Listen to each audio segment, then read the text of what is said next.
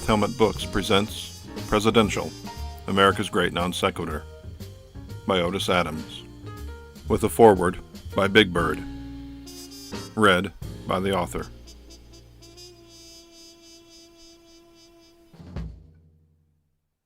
Foreword. One of these things is not like the others. Which is different, do you know? Can you tell which thing is not like the others? I'll tell you if it is so. Big Bird. Book 1. Remember Normal. Presidential Quotes. On Mistakes and Facts. It is much easier at all times to prevent an evil than to rectify mistakes. George Washington.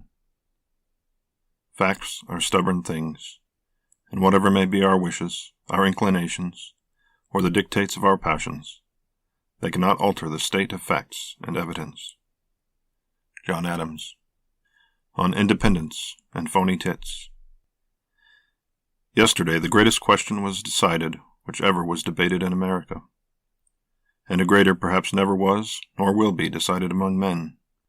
A resolution was passed without one dissenting colony, that these united colonies are, and of right ought to be, free and independent states.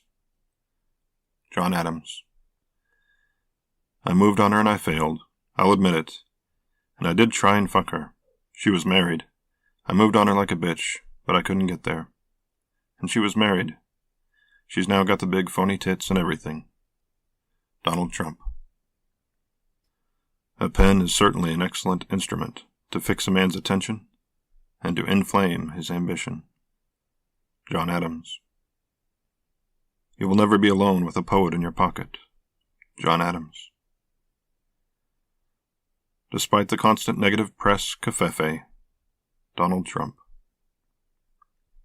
I pray heaven to bestow the best of blessings on this house and all that shall hereafter inhabit it. May none but honest and wise men ever rule under this roof. John Adams. The God who gave us life gave us liberty at the same time. Thomas Jefferson. It's political bullshit. Donald Trump. On lying and assault. He who permits himself to tell a lie once finds it much easier to do it a second and a third time, till at length it becomes habitual. He tells lies without attending to it, and truths without the world believing him. Thomas Jefferson. I better use some Tic Tacs just in case I start kissing her. You know, I'm automatically attracted to beautiful. I just start kissing them. It's like a magnet, just kiss. I don't even wait. And when you're a star, they let you do it. You can do anything. Donald Trump. Regarding the public good and pussy. To secure the public good and private rights against the danger of faction, and at the same time to preserve the spirit and form of popular government, is then the great object to which our inquiries are directed. James Madison. Grab them by the pussy. You can do anything. Oh, nice legs, huh? Donald Trump. Regarding honor and justice. National honor is national property of the highest value.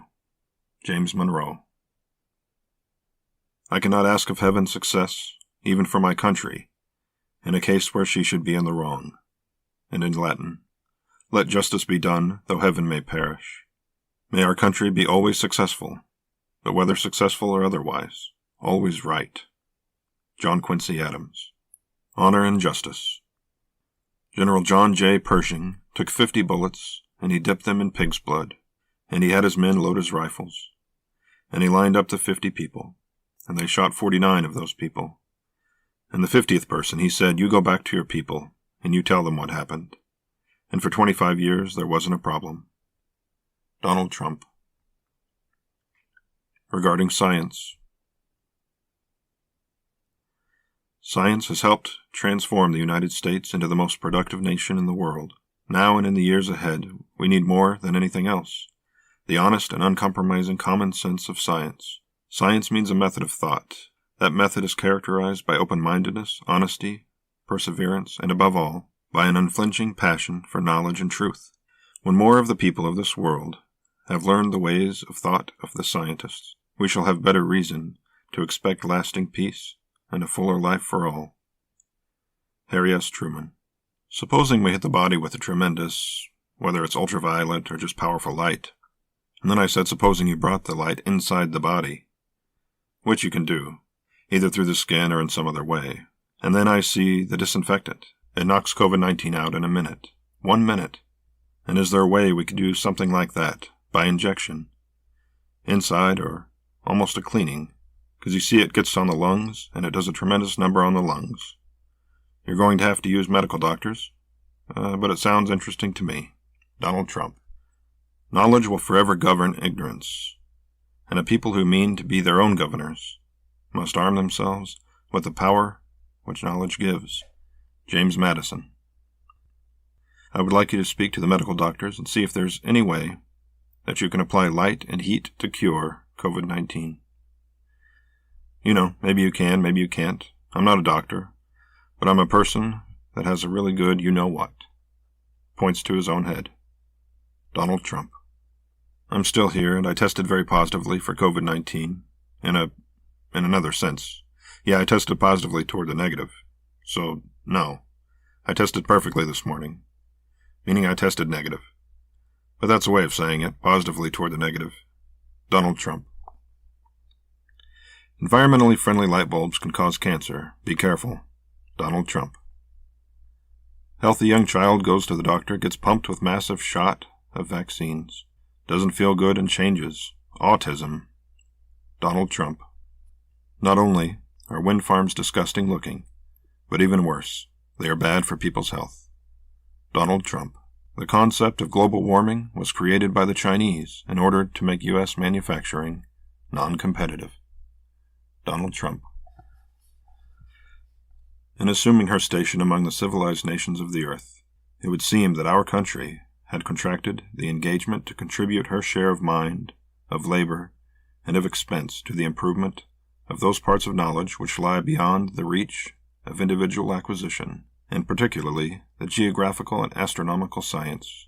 Looking back to the history only of the half-century since the Declaration of Independence, and observing the generous emulation with which the governments of France, Great Britain, and Russia have devoted the genius, the intelligence, the treasures of their respective nations to the common improvement of the species in these branches of science, is it not incumbent upon us to inquire whether we are not bound by obligations of high and honorable character to contribute our portion of energy and exertion to the common stock?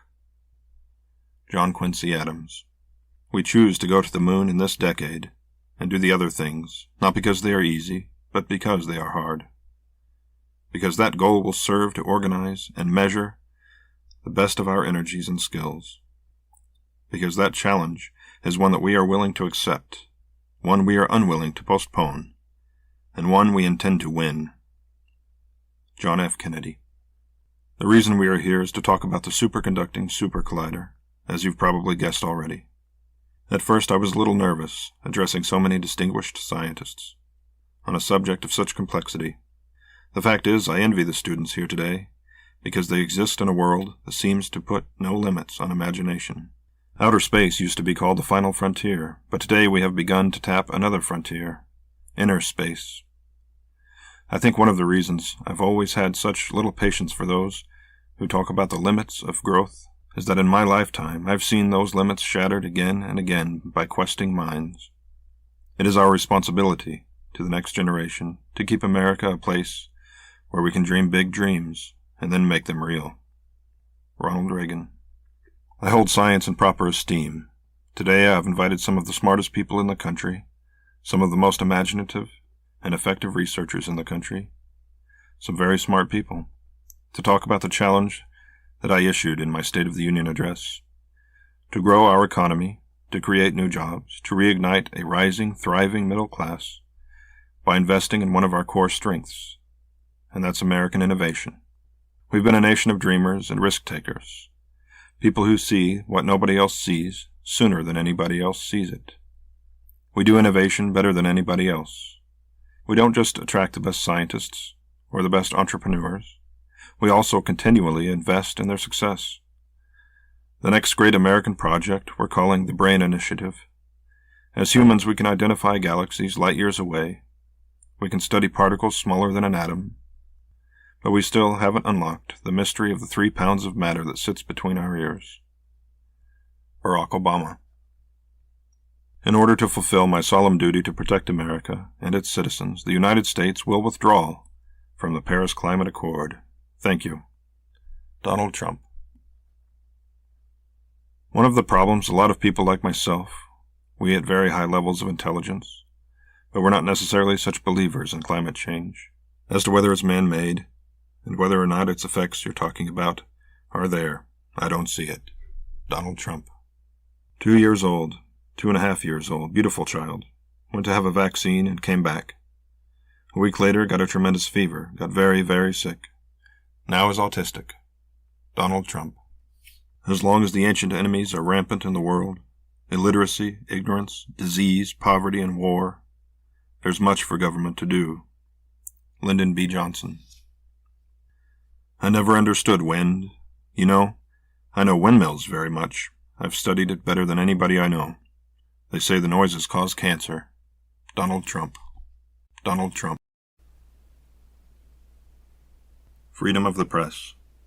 Our founding fathers here in this country brought about the only true revolution that has ever taken place in man's history. Every other revolution simply exchanged one set of rulers for another set of rulers. But freedom is never more than one generation away from extinction. We didn't pass it along to our children in the bloodstream.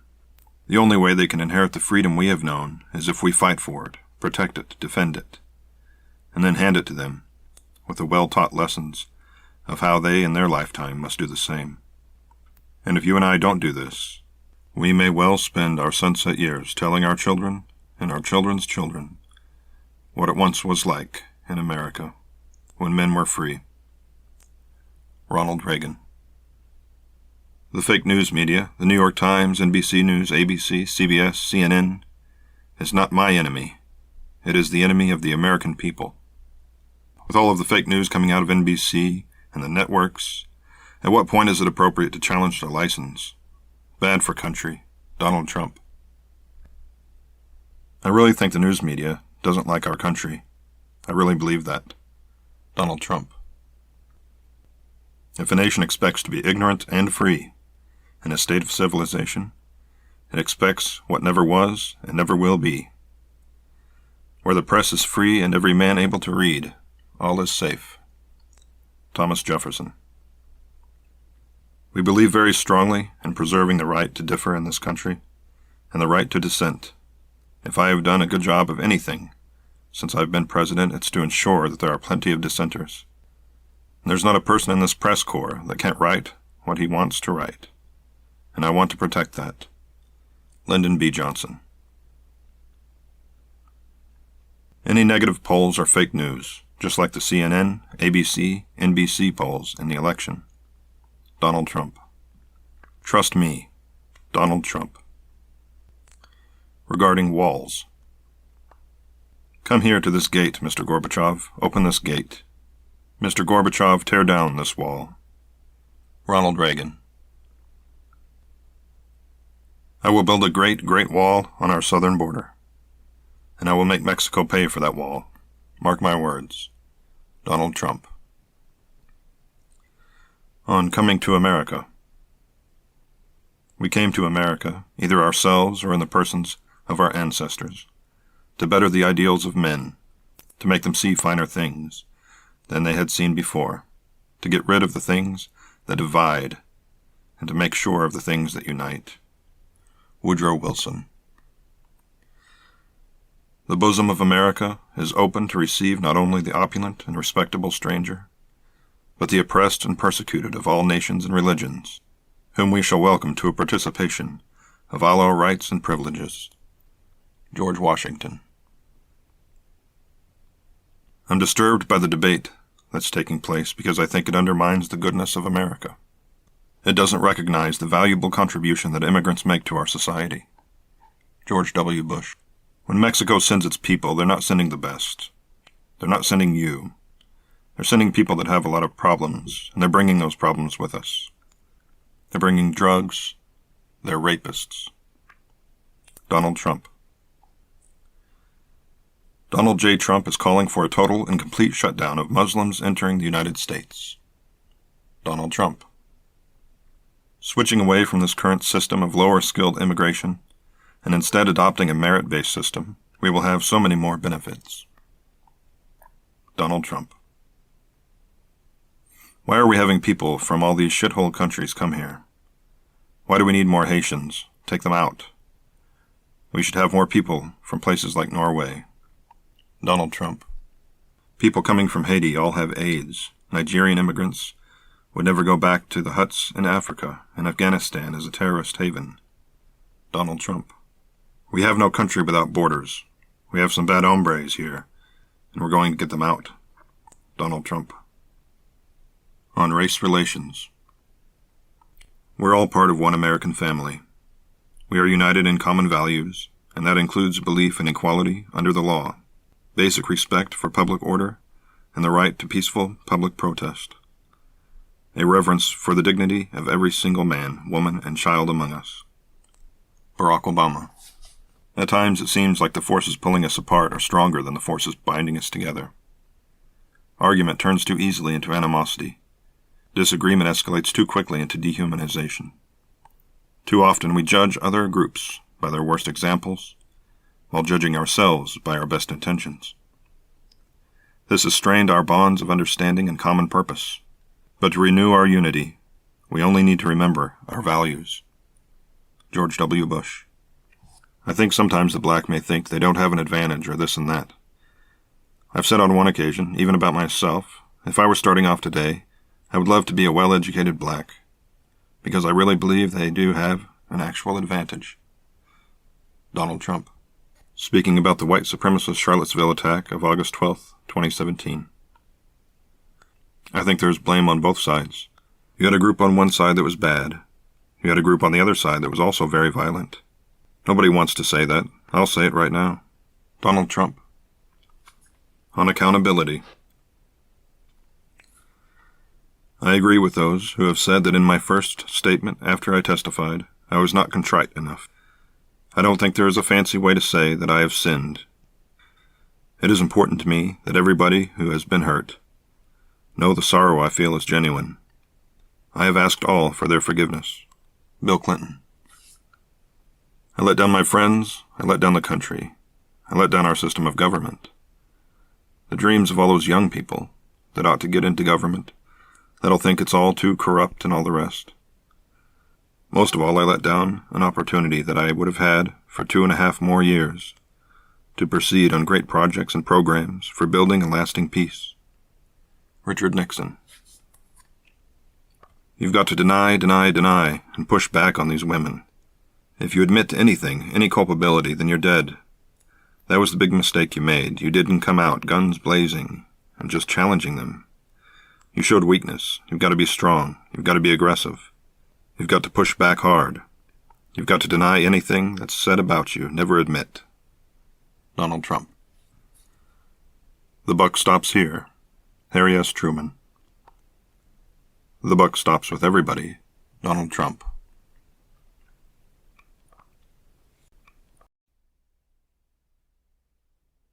Now at this point I think we should take a break in the action to play the fun quote game. Feel free to pause your audiobook if you'd like to call the kids into the room. I'll be reading 5 quotes, and it's up to you to identify which 2 came from Donald Trump. The other 3 were spoken by Reverend Jim Jones, who orchestrated the Jonestown Massacre, North Korean dictator Kim Jong-il, and Emperor Caligula. Do your best, but I expect you'll find it a little more difficult than pointing Trump's quotes out from other American presidents. Quote 1. I'm going to be just as plain as I know how to tell you. I've never lied to you. I never have lied to you. I know that's what's going to happen. Quote number 2. I am the object of criticism around the world, but I think that since I am being discussed, I am on the right track. Quote number 3. Stick with us. Don't believe the crap you see from these people, the free press. What you're seeing and what you're reading is not what's happening.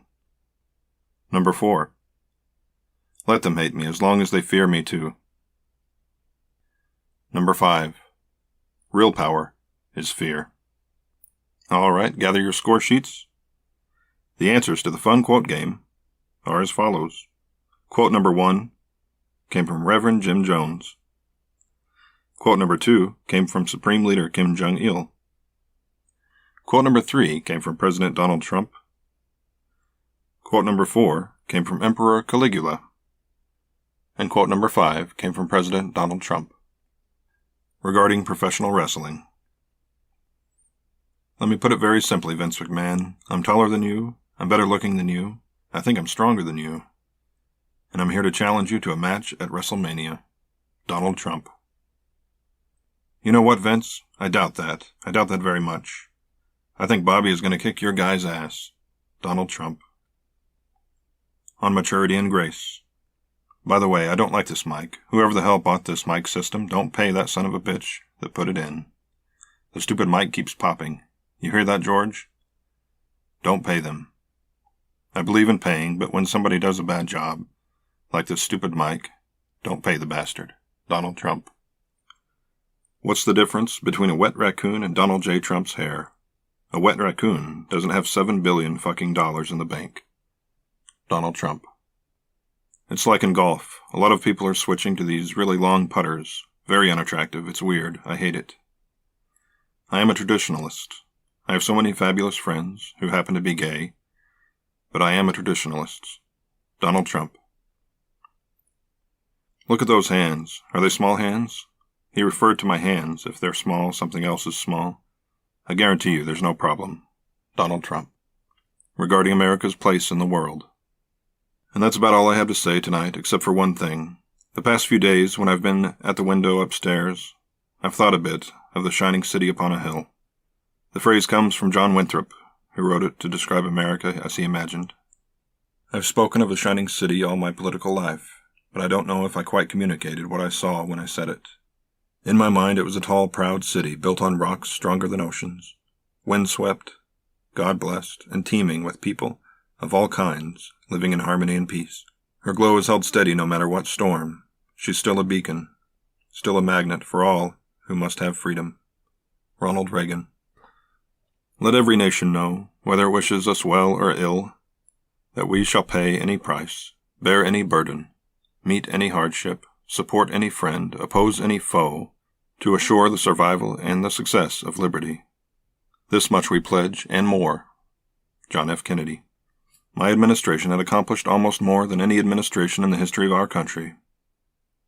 The gathered delegates at the United Nations began to laugh. America. So true. Didn't expect that reaction, but okay. Donald Trump. They weren't laughing at me, they were laughing with me. We were having fun. That wasn't laughing at me. So the fake news said people laughed. We had a good time. They respect what I've done. The United States is respected again. Donald Trump. To those old allies, whose cultural and spiritual origins we share, we pledge the loyalty of faithful friends. United, there is little we cannot do in a host of cooperative ventures.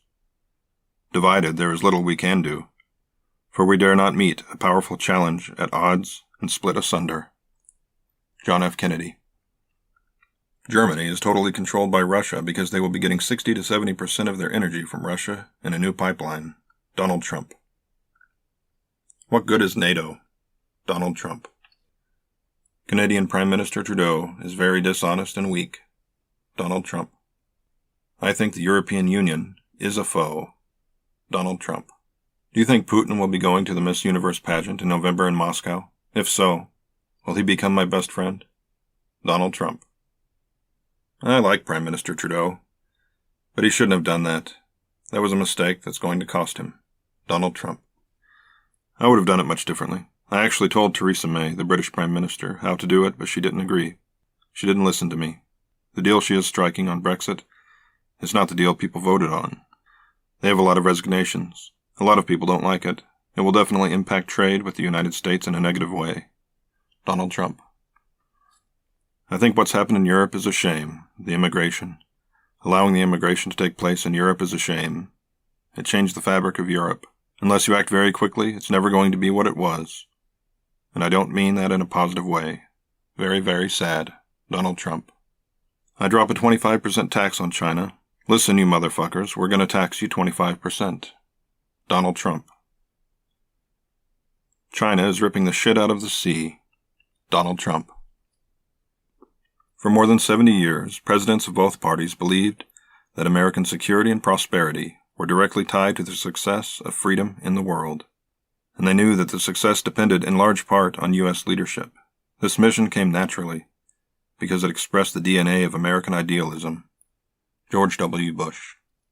I cannot allow American taxpayer dollars to continue to finance an organization that, in its present state, is so clearly not serving America's interests. Donald Trump, in a letter abandoning the World Health Organization in the midst of a global pandemic. These matters would be difficult under any circumstances. They are further complicated by a trend of Western countries away from global engagement. Discontent deepened and sharpened partisan conflicts. Bigotry seems emboldened. Our politics seem more vulnerable to conspiracy theories and outright fabrication. Really, it seems to be a combination of weariness, frayed tempers, and forgetfulness. George W. Bush. Yesterday, December 7th, 1941, a date which will live in infamy, the United States of America was suddenly and deliberately attacked by naval and air forces of the Empire of Japan. Japan has therefore undertaken a surprise offensive extending throughout the Pacific area. The facts of yesterday and today speak for themselves. The people of the United States have already formed their opinions and well understand the implications of the very life and safety of our nation. As Commander-in-Chief of the Army and Navy, I have directed that all measures be taken for our defense. That always will our whole nation remember the character of the onslaught against us. No matter how long it may take us to overcome this premeditated invasion, the American people in their righteous might will win through to absolute victory. With the unbounded determination of our people, we will gain the inevitable triumph, so help us God. Franklin D. Roosevelt. We can't get a fucking school built in Brooklyn. Donald Trump. Regarding women. What do you think of Lindsay Lohan? There's something there, right? But you have to like freckles. I've seen a, close-up of her chest. A lot of freckles. Are you into freckles? Donald Trump. Rosie O'Donnell is one of the most unattractive people. She took great offense at the fact that I said she better be careful, or I or one of my friends would go and pick up her wife. Donald Trump. Lindsay Lohan is probably deeply troubled and therefore great in bed. How come the deeply troubled women, deeply, deeply troubled, they're always the best in bed? Donald Trump. It looks like Anna Nicole Smith had her lips pumped. For all of your many women listening, why do women have their lips pumped? It is the most disgusting thing to look at these big fat pumped-up tires. Donald Trump.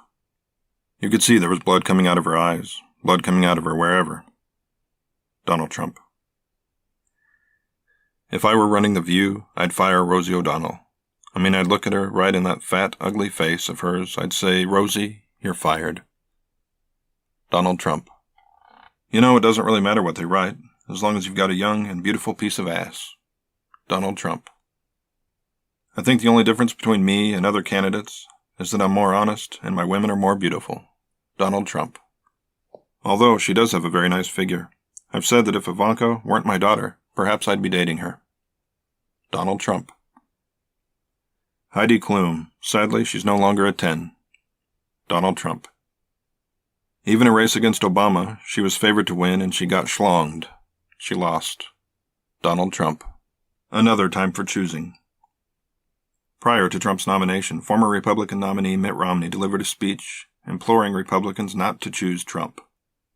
Here are some quotes from his futile effort at the Hinckley Center. If we make improvident choices, the bright horizon I've described will not materialize. Let me put it very plainly. If we Republicans choose Donald Trump as our nominee, the prospects for a safe and prosperous future are greatly diminished. If Donald Trump's plans were ever implemented, the country would sink into a prolonged recession. His tax plan would balloon the deficit and the national debt. He would be very bad for American workers and American families. You say, but isn't he a huge success? Doesn't he know what he's talking about? No, he isn't. And no, he doesn't. He inherited his business. He didn't create it. And whatever happened to Trump Airlines? How about Trump University? And then there's Trump Magazine and Trump Vodka and Trump stakes, and Trump mortgage. A business genius he is not. Frankly, the only serious policy proposals that deal with the broad range of challenges we confront today come from Ted Cruz, Marco Rubio, or John Kasich. One of these men should be our nominee. Mr. Trump's bombast is already alarming our allies and fueling the enmity of our enemies. Insulting all Muslims will keep many of them from fully engaging with us. Let the most dangerous terrorist organization the world has ever known take over an entire country? This recklessness is recklessness in the extreme. Now Donald Trump tells us he is very, very smart. I'm afraid when it comes to foreign policy, he is very, very not smart. This is an individual who mocked a disabled reporter, who attributed a reporter's questions to her menstrual cycle, who mocked a brilliant rival who happened to be a woman due to her appearance, who bragged about his marital affairs, and who laces his public speeches with vulgarity. Donald Trump says he admires Vladimir Putin. At the same time, he calls George W. Bush a liar. That is a twisted example of evil trumping good. Dishonesty is Donald Trump's hallmark. His imagination must not be married to real power.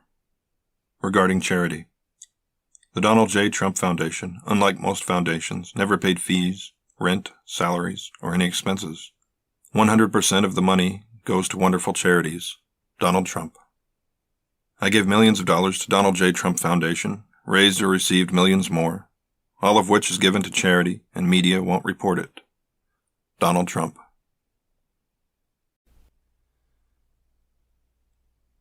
In December of 2018, the New York Attorney General shuttered the charitable foundation because it was so poorly ran that it could not be retrieved for the public good. The AG's office described it as a shocking pattern of illegality, with examples of repeated self-dealing. The foundation's treasurer was not even aware he was on the board. Trump had not donated to the foundation for more than a decade, and illegally made use of funds donated by others to benefit his 2016 presidential campaign. Donations to the foundation had been used to pay off Trump's creditors, repair a fountain outside a Trump motel, purchase autographed sports memorabilia, commission portraits of Trump, and to pay a $7 enrollment fee to the Boy Scouts for his son. Trump and his 3 eldest children reached an agreement with the Attorney General's office to give the remaining funds to other nonprofits, one of the foundation's first contributions to charity. On Jeffrey Epstein. He's a terrific guy. He's a lot of fun to be with. It is even said that he likes beautiful women as much as I do, and many of them are on the younger side. This is what Donald Trump had to tell New York Magazine in 2002, when asked about his decades-long friendship with Jeffrey Epstein. The lewd quote from the future president of the United States of America converted to stomach-turning when Epstein was accused of being a sex trafficker. Jennifer Eros, now an adult, told the Today Show of being approached by Epstein's female recruiter when she was 14, promising Epstein could help her career. He would serve the girl wine and have her stand in her underwear to massage his back. Then the guy, described by Trump as terrific, would roll over and have the child play with his nipples until he masturbated to orgasm. Eventually the girl was raped, and she recalls saying, "Please stop." She is only one of his many victims.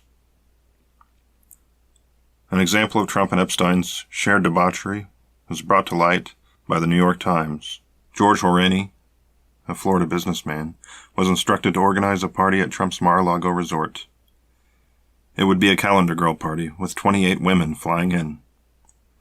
Horany was surprised to learn that the only 2 VIPs attending the party would be Trump and Epstein.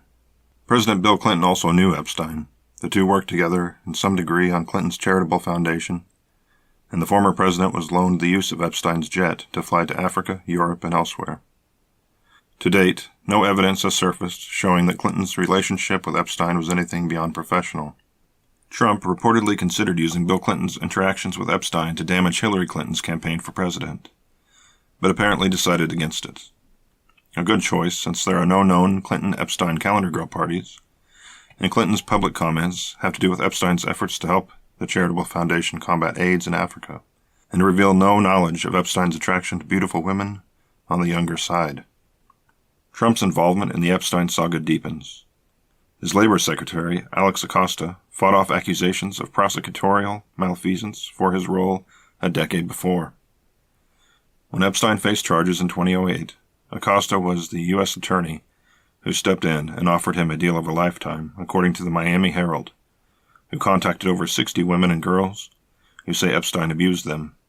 He would avoid trial by serving 1 year in jail and registering as a sex offender.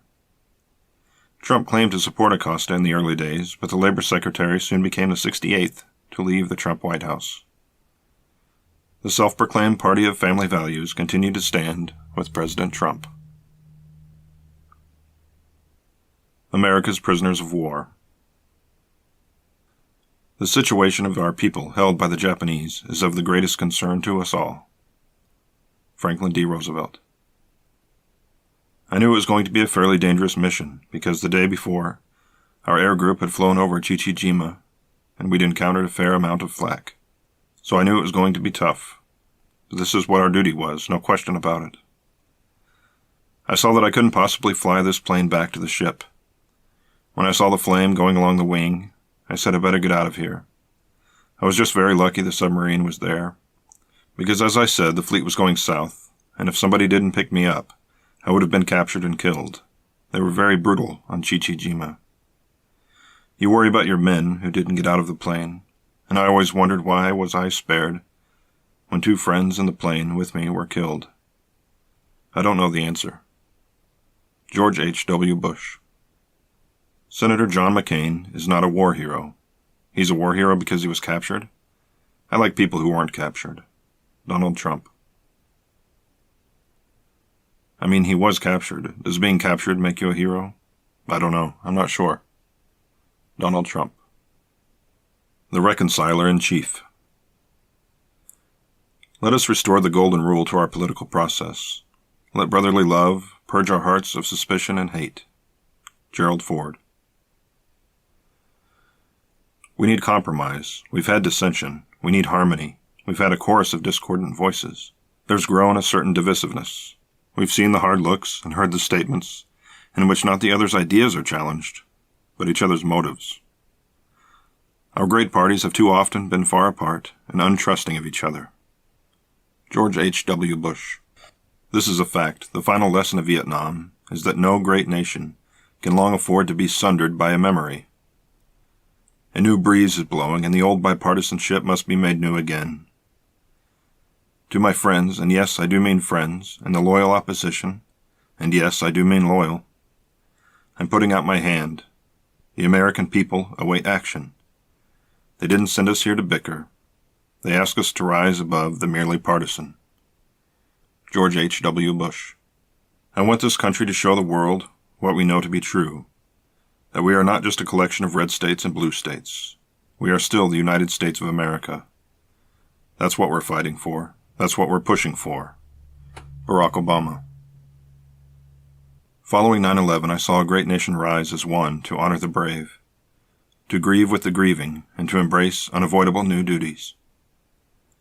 I have no doubt, none at all, that this spirit of service and sacrifice is alive and well in America. Second, let us remember that empathy and simple kindness are essential powerful tools of national recovery. Finally, let us remember how small our differences are in the face of this shared threat. In the final analysis, we are not partisan combatants. We are human beings, equally vulnerable and equally wonderful in the sight of God. We rise or fall together, and we are determined to rise. George W. Bush. There should be no bitterness or hate where the sole thought is the welfare of the United States of America. No man can occupy the office of the president without realizing that he is president of all the people. Franklin D. Roosevelt. While men inhabiting different parts of this vast continent cannot be expected to hold the same opinions, they can unite in a common object and sustain common principles. Franklin Pierce. 60 years have elapsed since the establishment of this government, and the United States presents to the world the most stable and permanent government on earth. Zachary Taylor. Our nation lives in us, in our hearts and minds and consciences. The land we live in seems to be strong and active, but how fares the land that lives in us?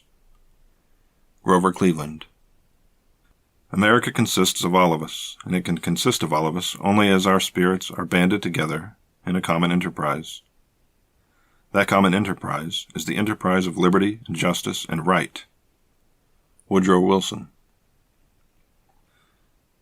This great nation will endure as it has endured, will revive, and will prosper.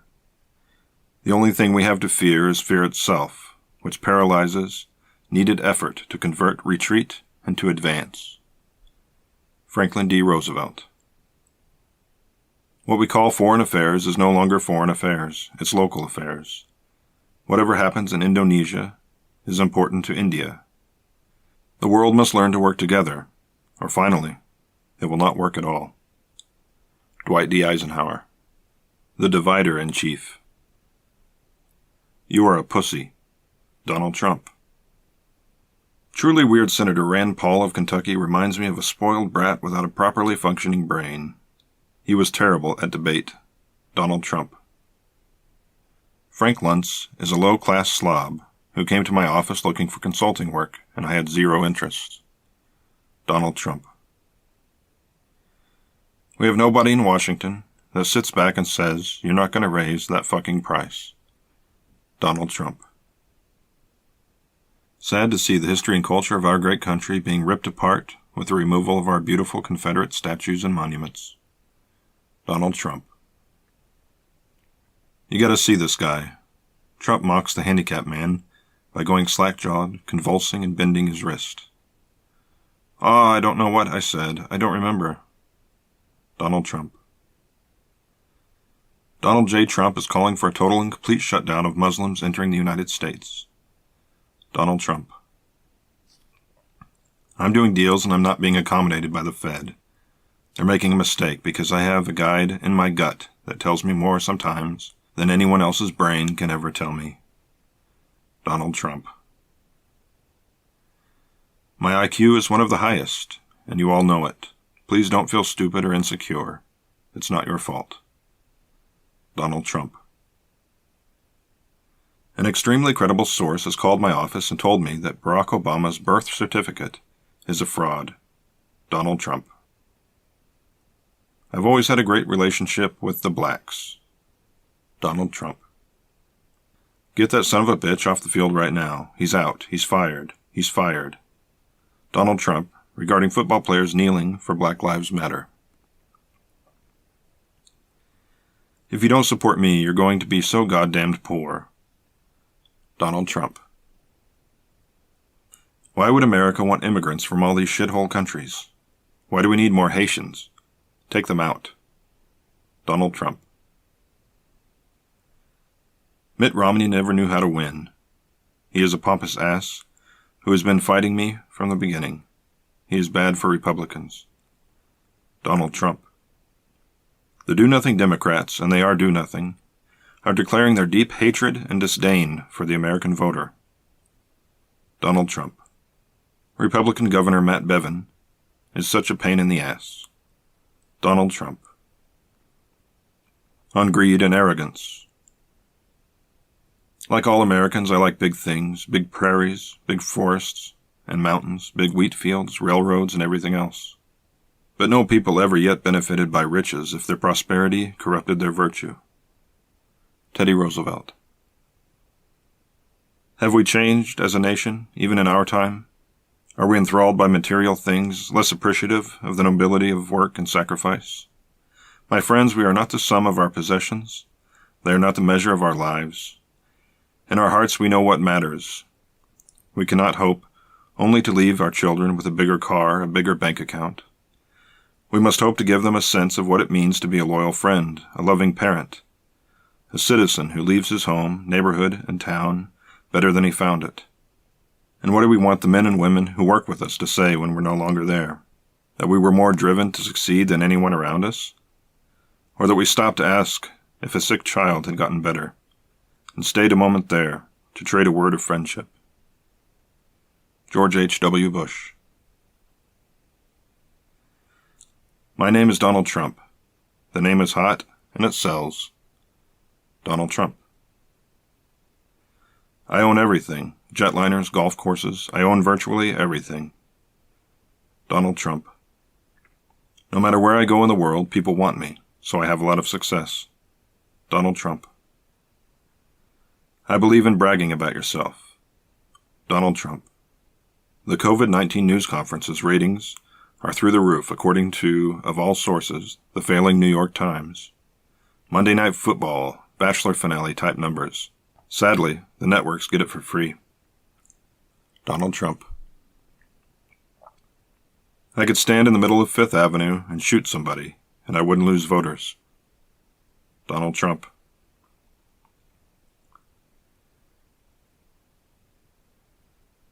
When you're a star, they let you do it. You can do anything. Donald Trump.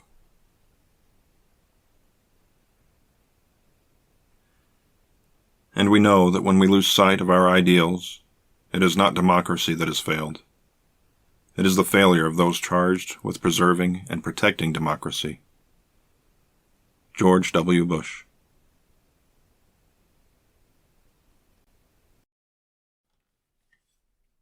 Book 2. Please remember normal. Essays. Wartime President. No experiment can be more interesting than that we are now trying, and which we trust will end by establishing the fact that man may be governed by reason and truth. Thomas Jefferson. The pandemic of 2020. On the eve of America's coronavirus pandemic, reaching the devastating milestone of 100,000 deaths, President Donald J. Trump was at a golf club, where he played 2 rounds. The pugnacious president did take time out of his Memorial Day golf outing to spew venom on Columbia University for the findings reached by their researchers. Columbia's study of transmission rates from March to May of 2020 led them to the conclusion that if government had acted sooner, tens of thousands of lives would have been spared. The first COVID-19 cases in the United States were reported in January, but Trump did not heed experts' advice until months later. If these measures were taken a few days earlier, the researchers concluded, then 36,000 of America's dead would still be alive. Columbia is a liberal, disgraceful institution to write that, because all the people that they cater to were months after me. They said we shouldn't close it. The defense Trump has offered, when asked about the weeks of inaction, refers to his order to reduce travel from China, the country where the coronavirus originated. I cut off China very early, and if I didn't, we would have a chart you wouldn't believe. When I did China, it had never been done before. I was the first to do it, Trump said in his defense. As with all of Trump's statements, you need a yellow and pink highlighter handy to mark the words that are true and those that aren't. He did order travel restrictions on non-American travel from China on January 31st, and it kicked in on February 2nd. He was hardly the first to do so, however, as nearly 40 other nations had already done this or were in the process of doing it. A reflex based on the president's past comments and actions was to assume his travel restrictions came from a place of xenophobia or racism. Others dismissed it simply as a continuation of his economic war with China. I do not have any interest in wasting time trying to intuit the inner motivations for the order. It was the correct decision to make this effort, regardless of why the decision was made, and even if it was made too late to achieve its aim, as the coronavirus was already here. Trump and his followers have made efforts to inflate the opposition to this action. At the time, there were some suspicious of his motivations, and a few Democrat congressmen voiced their opposition. But as far as I can find, you can count them on one hand, and none of them were in leadership positions. Other mild pushback came from some experts who simply pointed out that available evidence could not prove the travel restrictions would be helpful by the time they were ordered. The vast majority of the hordes of Democrats, media, and other snowflakes protesting this travel restriction reside in that shadowy unknown realm Trump often references. It is where you will find the they who are so often saying things Trump reports to us. Other claims were just 10-cent tricks, like taking Pelosi's quotes about Trump's attempted Muslim ban and editing them so that they appeared to refer to the COVID-19 travel restrictions, or Trump's old standard tactic of making ad hominem attacks on those he opposes. Trump and his followers need to frame Trump as having taken this wise and heroic action in the face of snarling and snorting liberals, understanding before anyone else how deadly the coronavirus would become in the United States, because there is nothing else to cling to in those early weeks of rudderless leadership from America's executive branch. Aside from the international travel restrictions, Trump stood mostly idle in January and February Lest the listener accuse me of making a claim supported mostly by the benefit of hindsight, it should be pointed out that Trump was negligent of his responsibilities as president during these vitally important early weeks, in spite of more than a dozen national security warnings provided to him in his president's daily briefing on the threat posed by COVID-19. Even before this, in late 2019, information from the World Health Organization was being delivered to the White House. Add to this the warnings going back several presidencies about the threat of a pandemic. After the Obama administration quickly scrambled to respond to the 2014 Ebola scare, Obama formed the Global Health Security and Biodefense Unit and assigned them the task of preparing us for a pandemic. In 2018, under the Trump administration, the unit was dismantled, and Timothy Zimmer, in charge of pandemic preparedness, left the White House. Beth Cameron, the former senior director of the Pandemic Epidemic Unit, wrote, "I was mystified when the White House dissolved the office, leaving the country less prepared for pandemics like COVID-19. The White House's response was that the responsibilities of the team were absorbed by other teams, with the claim that dissolving the Global Health and Biodefense Unit improved the nation's ability to prepare for a pandemic. They point to some of the former team members who were retained and continue with similar pandemic-related responsibilities. Hopefully in time, it will be revealed if the loss of the pandemic preparedness team, a year before the COVID-19 pandemic, was the result of foolish decisions on budget cuts, and whether Trump was even aware the team existed prior to their dismantling hitting the news.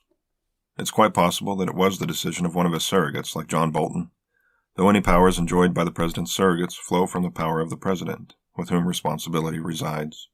On January 18th, the Secretary of Health and Human Services spoke to Trump over the phone about the virus for the first time. The first case of COVID-19 in the United States was discovered in mid-January. When asked if he was worried about the pandemic on January 22nd, Trump answered, "No, we're not at all. We have it totally under control. It's one person coming in from China." On January 29th, Peter Navarro, an economic advisor of Trump's, warned in a memo that the virus could lead to mass deaths and economic damage. It was a couple of days later that Trump finally made the travel restrictions. A week later, however, senators began ringing alarm bells that the president was not taking the threat seriously enough, even failing to ask for emergency funding. At one of his rallies on February 10th, Trump said, "Looks like by April, in theory, when it gets a little warmer, it miraculously goes away.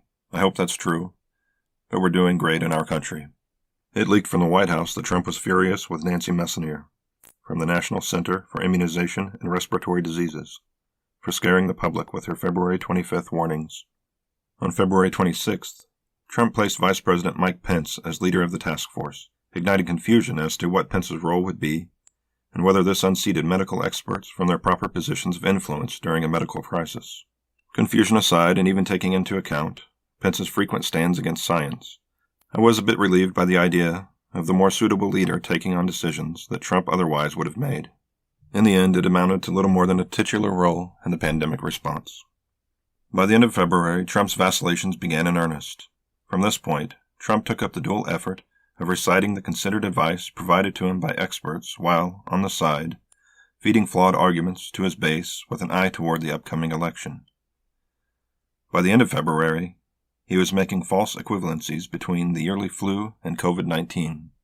Such claims sound legitimate to the willing ear, but this is much like comparing me with St. Louis Cardinals all-time ace, Bob Gibson, because we are both able to throw a baseball. Even the most addled brain should be capable of pointing out the flaw in this. I can play catch in the backyard for about 20 minutes before my shoulder gets sore, and Gibson could strike out 17 Detroit Tigers in a single World Series game. In the United States, for example, the CDC estimates that there were 45 million cases of influenza in the 2017-2018 season, with 61,000 deaths.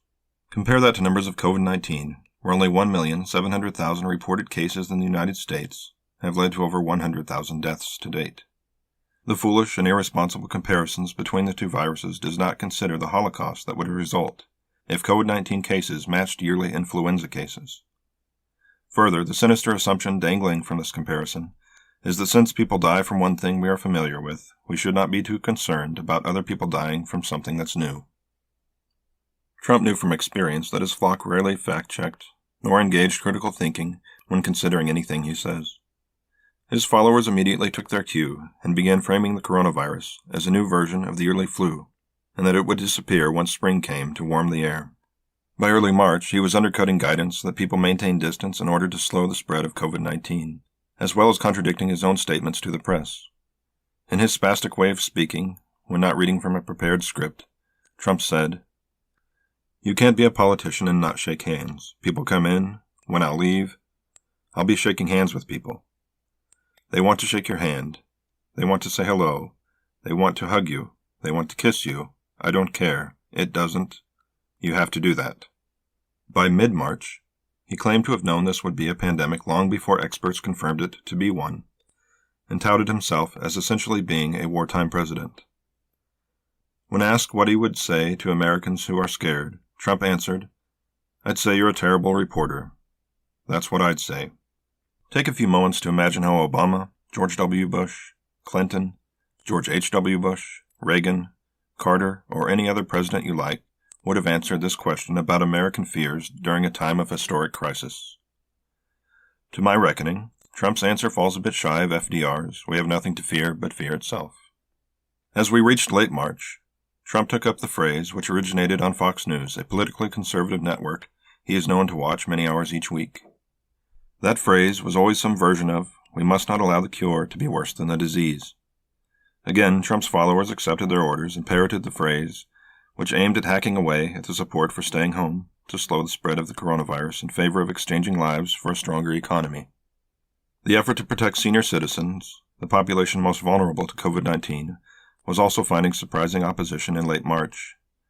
In the midst of Trump beginning calls to get the economy going again, Dan Patrick, the lieutenant governor of Texas, appeared on Fox News and stated that, as an elderly man, he would be willing to risk his life, quote, "in exchange for keeping the America that America loves for its children and grandchildren," end quote. Meanwhile, Trump tossed out hypothetical scenarios of more people committing suicide after an economic collapse than would die from coronavirus if everyone resumed normal life. Trump wanted to have examples of prudent leadership on tape from his press conferences, while also undercutting his own White House's guidance. One benefit of this often used Trumpian method is that he can point to examples in which he is on the record as agreeing with the opinions of nearly any audience. If he gets cornered, he can always find some quote of his that suggests any accusation is false, because he has taken every position on every issue in the past. He has identified himself as both Democrat and Republican. He has been pro-choice and pro-life. He has taken dozens of distinctly different stances on topics like China, North Korea, immigration, gun laws, and minimum wage. He curses publicly and has had enough affairs with beautiful women to impress guys in sleeveless shirts. He also mentions God enough to allow old ladies to believe that he might go into the ministry once he finishes the task of restoring America's greatness in his second term. For Trump, consistency is a liability. The lack of it allows willing supporters to cherry-pick whatever they like, while discarding what they don't like, so that he becomes whatever they want him to be. If you doubt this, quote Trump to Trump supporters and see how long it takes for them to explain that what he meant is not what he repeatedly said. A smaller dose of this exists in supporters on any stop along the political spectrum, but the comparatively meager abilities politicians of either party possess to coax confirmation bias out of their voters is vastly eclipsed by Trump's powers to do the same. This is not the support commonly found among voters for their candidates. This is an eyes-covered, ears-plugged religious faith in Trump. It was not until March 16th that President Trump recommended social distancing, by which time thousands of Americans were contracting the virus each day. 3 days earlier, he formally declared the coronavirus pandemic a national emergency, which finally triggered the release of funding to fight the virus's spread. From late 2019, when even the American public knew the virus was spreading throughout China and was likely to escape Chinese borders, until mid-March, the only meaningful action Trump took to protect and prepare the United States was to issue international travel restrictions. Trump's main objective during this time was to downplay the severity of the situation while apparently ignoring ample warnings available to the general public, as well as those provided to him by his advisors. It would be naive not to recognize the importance a robust economy plays in Trump's re-election hopes, as something, anything, is needed to try to balance the scales after his impeachment, scandals, dozens of claims of sexual assault, vulgarity, and frequent examples of incompetence. Fear of a pandemic, let alone the pandemic itself, threatened the economy. Instead of heeding the warnings President George W. Bush began voicing as early as 2005, or following the example of President Barack Obama in his response to Ebola, President Donald Trump spoke of springtime miracles, attacked the media for asking questions he did not care for. He equated COVID-19 to the yearly flu, shared his invented dystopian scenarios of suicides surpassing pandemic deaths if the economy were damaged, and spoke of the necessity of shaking hands, while refusing to wear a mask because he did not care for the way it made him look. Even as Trump sought to weaponize the virus for political gain, encouraging partisanship, most governors struggled to push against this reaction. The Republican governor of North Dakota, Doug Burgum, even became emotional as he made his plea. If someone is wearing a mask, they're not doing it to represent what political party they're in, or what candidates they support. They might be doing it because they've got a 5-year-old child who's been going through cancer treatments. They might have vulnerable adults in their life. This is a senseless dividing line, and I would ask people to try and dial up their empathy and understanding. Trump's base, that 30% of Americans who devoutly follow him no matter what, was not listening.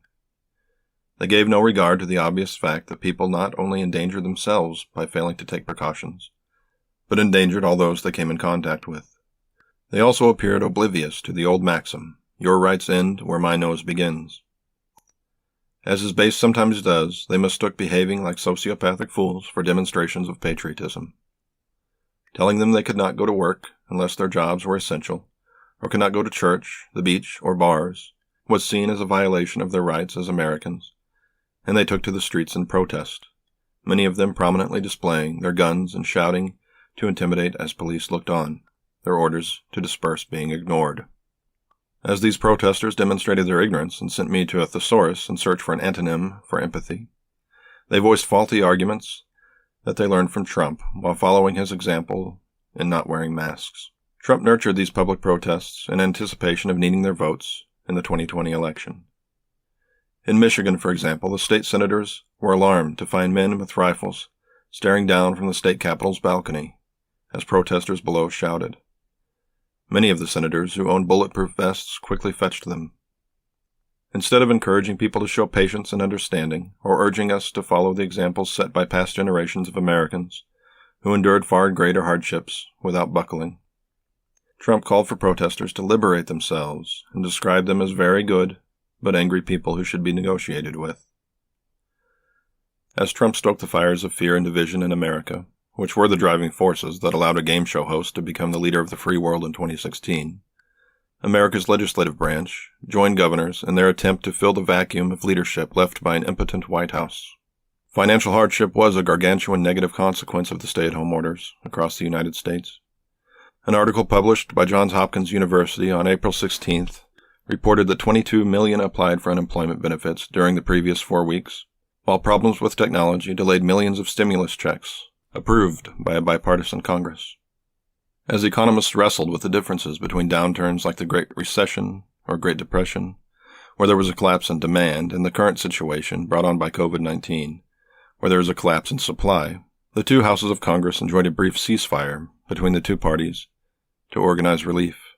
Congress's bipartisan relief package, the CARES Act, was signed into law by Trump on March 27th.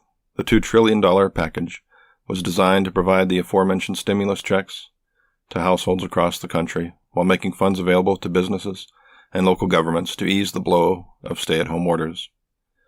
The CARES Act also added $600 a week to people getting unemployment benefits from states.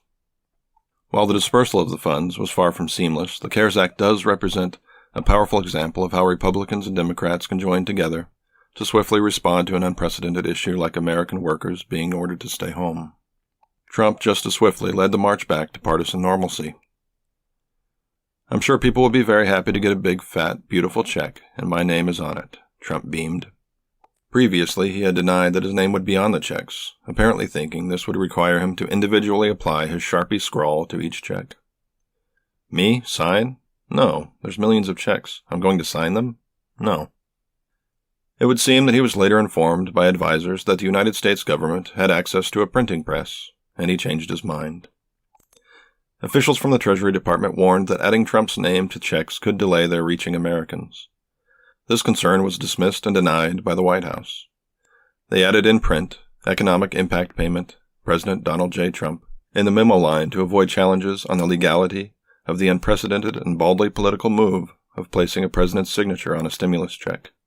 In case you have concern for the millions of Americans whose payments were directly deposited into their bank accounts, they were not left out of Trump's taxpayer-funded political mailings in an election year. The IRS mailed letters that trailed after the payments a couple of weeks later. The letters were printed on pages with White House letterhead and Trump's autograph. If you missed yours, get in touch with me. I received 3.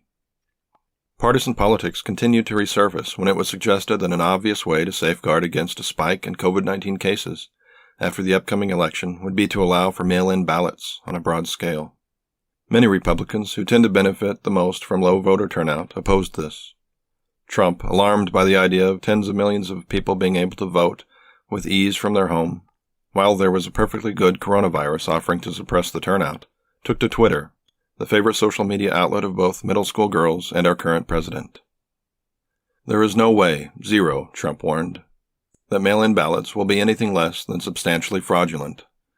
Mailboxes will be robbed, ballots will be forged, and even illegally printed out and fraudulently signed. This will be followed up by professionals telling all these people, many of whom never even thought about voting, how and for whom to vote. This will be a rigged election. No way. In another dystopian prediction, this time of a future that ends in an election so rigged that it becomes a proper noun, Trump is laying the same groundwork he did against Hillary Clinton.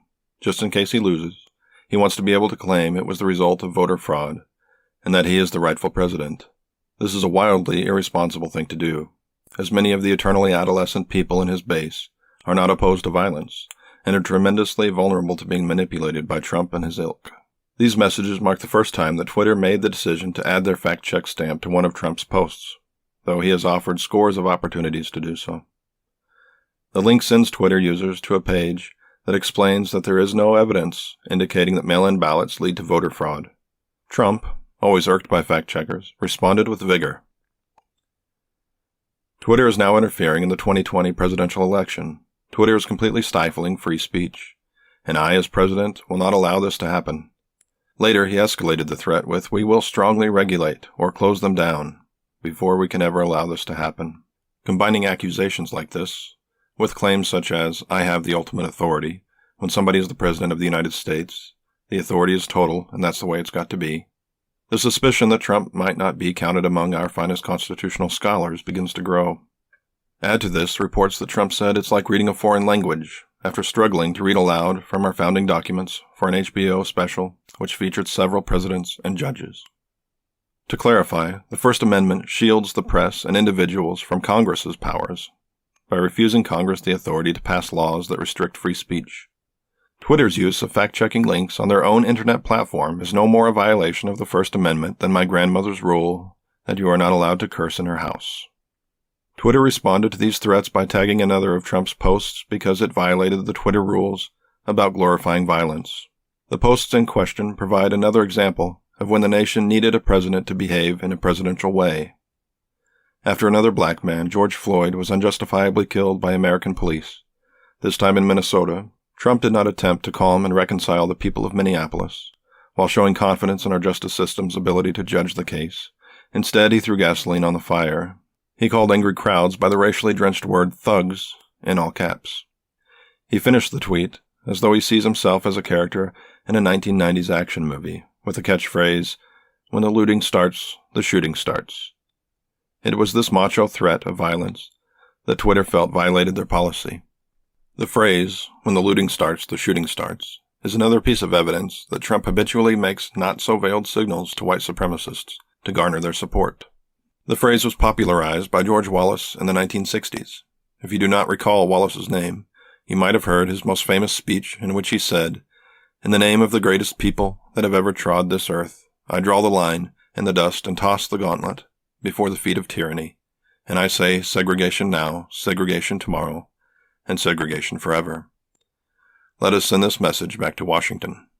While simultaneously making ominous threats and issuing an executive order to use the powers of the presidency against Twitter, Trump was occupied with advancing the bizarre internet conspiracy theory that political television show host Joe Scarborough was involved in the death of a woman who worked for Scarborough. in spite of the mourning family's pleas that the president stop doing so. Scarborough and Trump were friendly a few years ago, but had a falling out. It was followed by Trump's Twitter posts calling Scarborough Psycho Joe and his co-host Low IQ Crazy Mika, adding that the latter was bleeding from a facelift at a recent party at Mar-a-Lago. I apologize for the sense that I am losing focus on the subject of coronavirus, but any attempt to explore the fog-bound Trump land is necessarily an exercise in going down rabbit trails. I mentioned Trump's efforts to discredit the integrity of democratic elections and his feuds with Twitter and TV personalities to make the germane point about the abysmal leadership he provided during the pandemic. These rants and feuds represent a common week of Trump's behavior throughout his presidency. The difference here, though, is that during the period when he was occupied with these petty, deceptive, and dangerous fights, 16 to 20,000 new cases of COVID-19 were reported each day in the United States. Trump won in 2016 by igniting the emotions of overly emotional people, because emotional people are no longer thinking people. He knows that his base is very eager to feel persecuted, so he feeds that need.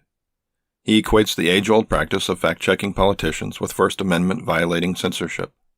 He refers to the entire profession of journalism as the enemy of the people. He frequently references obscure conspiracy theories because he needs a base made up of people well-practiced in conspiracy thinking. When research indicates that tens of thousands of Americans needlessly died because he failed to respond to numerous early warnings, it is because the researchers behind it are disgraceful liberals. I cannot divine when Trump is working his base like puppets, and when he actually believes his own drivel. But the result is that he tells the angry people where to direct their indignation and encourages them to stand up for the sake of righteousness, which means him. Though it should go without saying, there is an important reason why American presidents should behave in a presidential way. The behavior of the American president matters because their words and actions send ripples throughout the country and the rest of the world, in a way that is unmatched by anyone holding any other political office on earth. The American president's efforts to demonstrate dignity, calm, thoughtfulness, empathy, maturity, and grace is vastly more than just hollow ceremony. These things offer both a diagnosis and prescription for society. The presence of these virtues indicates a healthy republic, while the absence of them indicates a diseased one. The presence of these virtues acts as a needed medicine to the nation and the rest of the world, while the absence of them acts as a poison. The President of the United States sets an example for millions of people. Trump started smirking at and mocking reporters who would not remove their masks in press conferences and accused them of the sin of wanting to be politically correct. His supporters followed his example. Videos began popping up on YouTube, and members of Trump's base mocking strangers in parking lots for wearing masks, or marching toward people who had to back away rapidly to avoid getting too close. The guidelines set out by experts like Dr. Anthony Fauci stressed the requirement that enough testing be made available before the nation began to reopen. Trump's administration failed in this respect. He deflected blame, alternating between state governors and past presidents as his targets. When it suits Trump, he claims ultimate authority. When it suits Trump, he blames governors, Obama, or Bush for his own failures. In his March 13 response to questions of how much responsibility for the debacle over testing he accepts, he uttered a sentence that could serve as a more honest campaign slogan. I don't take responsibility at all. It is in a time of national crisis that the steady and clear leadership of a president urging Americans to unite is most needed. Trump has failed miserably in his duty to the American people. Trump failed to provide clear leadership as he delivered White House guidance in press conferences by day before taking to Twitter in the evening to praise and support those breaking that guidance. He not only failed to lead as a competent president should, but his bumbling actively made things worse. On top of leading the nation's response to the pandemic, Dr. Anthony Fauci had the added task of correcting Trump's promises of a swiftly delivered vaccine and Trump's hunches, like a malaria and arthritis medication possibly being a miracle cure for COVID-19. Dr. Deborah Birx uncomfortably squirmed as Trump, during a press conference, decided to spitball a few ideas the medical community could try out, like injecting disinfectant into the human bloodstream. These experts had to walk a fine line, as embarrassing our mercurial president publicly while fulfilling their duties to the American people would surely lead to their dismissal. Most feeble defenses of Trump's performance, made both by Trump and his base, are just run-of-the-mill argument fallacies that every kid in the world has tried on their parents to get out of trouble. Misrepresent what the opponent has said, and then attack that misrepresentation you created instead of taking on the argument directly. Deflect blame to someone else, They're lying. I didn't do anything wrong. When a point cannot be truthfully refuted, say what about, and redirect the conversation to more comfortable ground. Donald Trump is not responsible for the existence of this virus, which is an absurd thing I have to say to avoid the straw man argument that this is what I'm trying to get across. I do say, however, that during this historic time of crisis, he is not only failing to unite Americans, but is actively working to divide us in preparations for the 2020 election. When Election Day arrives, in spite of the spirit of democracy, he is happy to risk American lives to avoid the mail-in ballots that might diminish his odds of winning. Can you refute that? I say that in a time when Americans need clear guidance and information, Trump muddied the waters with nonsense about disinfectant and sunlight-based cures. He equated COVID-19 to the yearly flu and dismissed as political correctness the measures that could save lives. I say that valid research is suggesting that tens of thousands of Americans are now in their graves because Trump failed to respond quickly enough to an ample supply of warnings that the pandemic was coming, and that some portion of the Americans yet to die of this virus will be the result of Trump's failed leadership and push to reopen too early. Can you refute these things? If you cannot honestly and logically demolish these claims, I would suggest that you find your voter registration card before November. It is not outlandish to compare Trump to wartime presidents, as the pandemic has resulted in warlike numbers of dead. We have already surpassed the death tolls America suffered during the Revolutionary War, the War of 1812, World War I, the Korean War, and the Vietnam War. As we march toward matching or surpassing the losses endured during World War II, let us carefully consider the leadership of our Commander-in-Chief. To concisely sum up the arguments I have made above about the leadership provided by the morally bankrupt and incompetent president currently occupying the White House, I will close this essay in exactly the same way I opened it. On the eve of America's coronavirus pandemic reaching the devastating milestone of 100,000 deaths, President Donald J. Trump was at a golf club where he played 2 rounds.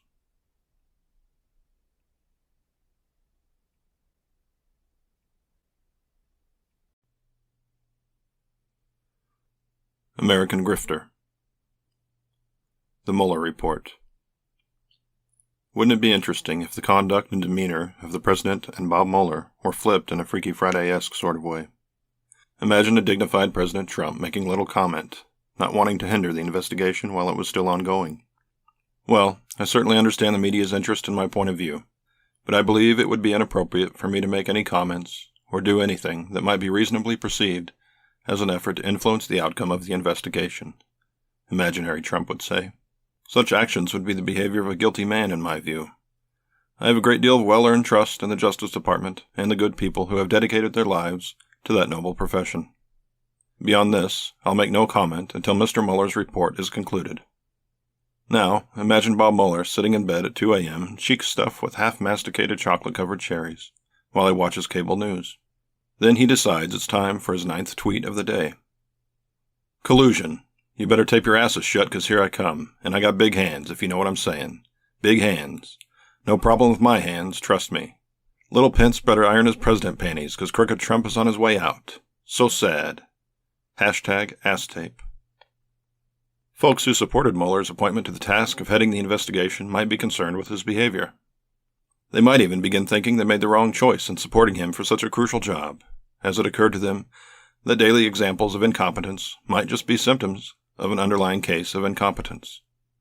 Of course, it was Mueller who conducted himself as the personification of professionalism during the 22-month investigation, while the president raged behind closed doors within the White House, made up playground nicknames for his enemies, blamed everyone from Hillary Clinton to the New York Times for things he was responsible for, compared himself to Ronald Reagan before graduating to self-comparisons with Abraham Lincoln, and contributed hundreds of late-night posts to Twitter feeds.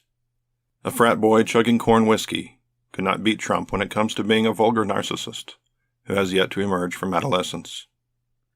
Trump's vulgarity and adolescent behavior is clear to anyone with open eyes and ears. But let's take a look at the symptoms of narcissistic personality disorder, so you do not mistake my previous claim as only name-calling.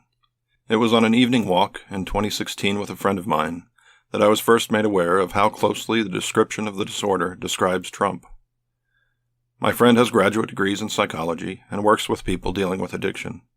She took a moment to be clear that such a diagnosis can only be made by a qualified person who has analyzed him one-on-one. But, based on his public behavior, Trump is a perfect textbook example. Quoting from the Mayo Clinic's website, narcissistic personality disorder, one of several types of personality disorders, is a mental condition in which people have an inflated sense of their own importance, a deep need for excessive attention and admiration, troubled relationships, and a lack of empathy for others. But behind this mask of extreme confidence lies a fragile self-esteem that's vulnerable to the slightest criticism. Symptoms include having an exaggerated sense of self-importance, a sense of entitlement, a need for excessive admiration, an expectation to be recognized as superior, and a habit of exaggerating achievements. They frequently belittle others while expecting compliance from them, believe others envy them, behave arrogantly, and demand to have the finest possessions. This sort is likely to become cranky if they do not get special treatment, have troubled relationships, easily feel insulted while insulting others so they can feel superior and have secret feelings of insecurity. I might contact my editor at Pith Helmet Books and see if she will allow me to publish the previous 2 paragraphs as a biography of Donald J. Trump. I have no ambitions of providing a thorough summary of the Mueller report, as my paperback copy is 2 inches thick. This will be little more than a book review, recommending that you read it yourself. Setting aside the responsibility of citizens in a democracy to be aware and informed, this thing reads like a Tom Clancy novel. By the end, Mueller made clear that Russia made, quote, multiple systematic efforts to interfere in our 2016 election, end quote. Along the way, his team of 19 lawyers, 40 FBI agents, and forensic accountants issued 3,000 subpoenas, 500 search warrants, and indicted 34 people and Russian companies. 5 people, quote, from the highest ranks of the election campaign team, end quote, for Trump pled guilty. Trump's most common defense, as his employees were having their prison scrubs tailored, was that the investigation was a hoax and a witch hunt.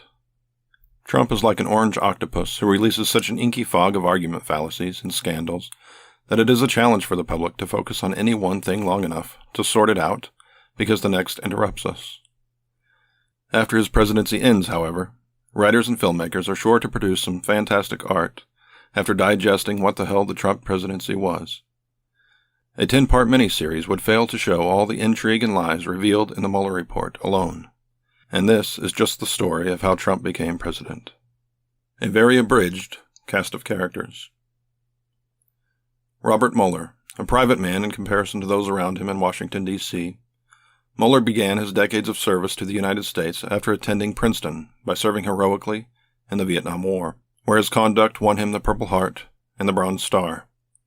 He then moved on to the Justice Department after graduating from the University of Virginia Law School. Viewed universally as non-political, he was chosen to run the FBI by the Republican George W. Bush, and then when the Democratic President Barack Obama wanted to extend his stay in that position, the partisan rat's nest in the United States Senate voted 100-0 in agreement. James Comey, director of the FBI from 2013 to 2017, when Trump fired him. Comey drew ire from the Democrats, who blamed him for unfairly influencing the election, though Comey described a situation in which he was stuck between a rock and a hard place. He became a villain for Republicans as well after Trump fired him. Michael Cohen, Trump's lawyer who negotiated a payout to pornographic actress Stormy Daniels to keep her quiet after Trump had an affair with her in the months following the birth of his son he had with his third wife, Melania. Cohen eventually pled guilty to 8 federal crimes. Paul Manafort, former Trump campaign chairman who was sentenced to 7 years in prison following Mueller's investigation. When asked in a television interview if it was true that Trump had no financial relationships with Russian oligarchs, Manafort gave his famous stammering reply. That's what he said. That's obviously what our position is. George Papadopoulos, Trump campaign advisor who was convicted of lying to investigators about ties to Russia. Rick Gates, Trump campaign aide who flipped on the president. He eventually went to jail with a reduced sentence. Richard Panetto, not known to have any ties with Trump, Panetto was sentenced to prison for his involvement in assisting Russians with their interference in the election. Roger Stone, The notorious character Roger Stone, who happily shows the tattoo of his hero Richard Nixon to anyone who asks to see it, is a longtime associate and advisor of Trump's. He was sentenced to 40 months in prison for obstruction of justice, witness tampering, and lying to Congress. Alex van der Zwaan, a Dutch lawyer who won a stay in prison and a $20,000 fine for lying to Mueller's investigators. He was an associate of Paul Manafort's. Michael Flynn, the retired three-star general who pled guilty to lying to investigators. He was an early supporter of Trump's effort to become president, and Trump rewarded him by making Flynn his national security advisor. Donald Trump Jr., Trump's son. In June 2016, he attended a meeting alongside brother-in-law Jared Kushner and Paul Manafort. The meeting was held in Trump Tower with a Russian lawyer who claimed he could give the Trump campaign damaging information about Hillary Clinton. Jeff Sessions became a lightning rod for Trump's verbal public abuse after he recused himself from overseeing Mueller's probe. Trump expected Sessions to, quote, protect him. Carter Page, advisor for the Trump campaign, who was surveilled by the FBI in order to discover if he had connections with the Russians' effort to influence the 2016 election. As a self-proclaimed advisor to the staff of the Kremlin, encouraged Trump to visit Russia during his campaign. Christopher Steele, the ex-British spy who composed the now famous Steele dossier. A politically conservative online news outlet hired the firm to conduct opposition research on Trump. Afterward, the firm was paid by Democrats to continue the research, with hopes of benefiting Hillary Clinton's campaign. The dossier alleged collusion between Donald Trump and Russia, along with claims that the Russian government had in their possession a video recording of Trump watching prostitutes urinate in a hotel room. An important national security issue, because it would mean Putin had the means by which to blackmail an American president. Steele refuted accusations of being out to get Trump by saying he was fond of the Trumps. The Department of Justice investigation confirmed that Steele had a relationship with Trump's daughter Ivanka years before the 2016 campaign. Konstantin Kilimnik, a dual citizen of Russia and Ukraine with links to Russian intelligence. Also a longtime associate of Paul Manafort's. Kilimnik met with Manafort numerous times while Manafort was involved in Trump's campaign. Manafort gave Kilimnik polling data with the request that he pass it along to a Russian who could then deliver it to Putin. Isn't there some old saying about being able to gauge the character of a man by looking at who his friends and enemies are? A new Republican Party with a new set of standards and ideals formed around Trump after he won. Leaders of the old Republican Party either fell in line or ran the risk of excommunication. Clear examples are found in the two previous nominees for president. The Republican Party transformed so dramatically that before Trump, John McCain and Mitt Romney were the chosen ones to lead the party and try to win the White House. After Trump, they were disloyal traitors as far as Trump's base was concerned, because this is how Trump defined them. McCain and Romney had not moved politically, the Republican Party had moved. Trump's finest lackey has been South Carolina Senator Lindsey Graham. Instead of working to preserve the foundational beliefs of his party, Graham is the best example of a leader from the old Republican Party choosing self-preservation and adapting to the new post-Trump party. Before Trump was president, Graham said of Trump, quote, "He's a jackass. If you want to be a commander-in-chief of the armed forces, you need to understand that John McCain, and all like him, not just John, are truly American heroes." End quote. When asked about the blowback from this stance, he agreed that jackasses were offended by the comparison. On another occasion, he called Trump a, quote, race-baiting, xenophobic, religious bigot. He doesn't represent my party. He doesn't represent the values that the men and women who wear the uniform are fighting for. End quote. After McCain died, Graham's convictions seem to have died with him. His comments about the president then sounded more like, quote, "When we play golf, it's fun." End quote. One suggested benefit of Graham's adaptation to the new party is that he might be pulling Trump back from some of his most reckless ideas. Controlling the 325-pound toddler in the White House does seem to be the motivation for Mitt Romney's failed effort to be named Secretary of State before running for Senate. In the case of Graham, whose job in the Senate does not look so safe in November's election as Jamie Harrison is polling evenly with him in South Carolina, this secretly noble motivation could be little more than wishful thinking. John McCain was among the leaders of the old Republican Party who held his ground. His views on right and wrong were the same before and after Trump was sworn in. His views on the proper treatment of the American people, economics, the military, and foreign relations stood unchanged by Trump's insults and attacks. McCain's last book, The Restless Wave, was largely a love letter to America, and is worth reading the next time you have a free weekend. In it, he uses a few pages to describe his role in the story of the Steele dossier. Though Trump was a bit of an afterthought in the book, McCain wrote about his concerns. Quote, Trump threatened to deliberately kill the spouses and children of terrorists, implying that an atrocity of this magnitude would show the world America's toughness, end quote. He described Trump's views on refugees as, quote, appalling, end quote. He also points out that Trump's use of the phrase fake news, no matter the truth of a story, is taken from the toolbox of autocrats, who want to discredit and control the press, who reports their actions to the people. When the Steele dossier came into McCain's possession, McCain wrote that he, quote, did what any American who cares about our nation's security would have done. I did what duty demanded I do, end quote. On December 9, 2016, McCain met with the FBI Director James Comey and turned over the dossier, writing that he had no way to verify on his own whether the contents of the dossier were true, but knowing that if the Russians could extort the sitting U.S. president, then the intelligence community needed to be made aware. The dossier made many claims that split professional intelligence workers. Many believed the claims to be credible, as many of the sources were known to them, though verifying them had become nearly impossible, as those sources had been paid to disappear. Further, Steele was not working on behalf of a British intelligence agency, so those speaking to him were not polygraphed. A point of great concern was what has become known as the P-tape. Steele claimed that he had discovered that on a trip Trump took to Moscow, he paid for the presidential suite at the Ritz-Carlton, where President Barack and Michelle Obama had previously stayed. He then hired prostitutes to urinate on the bed where the President and First Lady, whom Trump despised, had slept. Russia is known to plant cameras and microphones in hotel rooms in order to stockpile dirt on influential people, and this room was supposed to have been one of them, meaning that Russians had video evidence of Trump's deviance. On March 30th, 2017, Trump called Comey to ask him directly about the Russia investigation. Trump complained about the cloud it was creating over his presidency and wondered if Comey could find a way to, quote, lift the cloud, end quote. Comey said that they were working as quickly as they could, but that their work had to be done. He also informed the president that the FBI was not investigating Trump personally.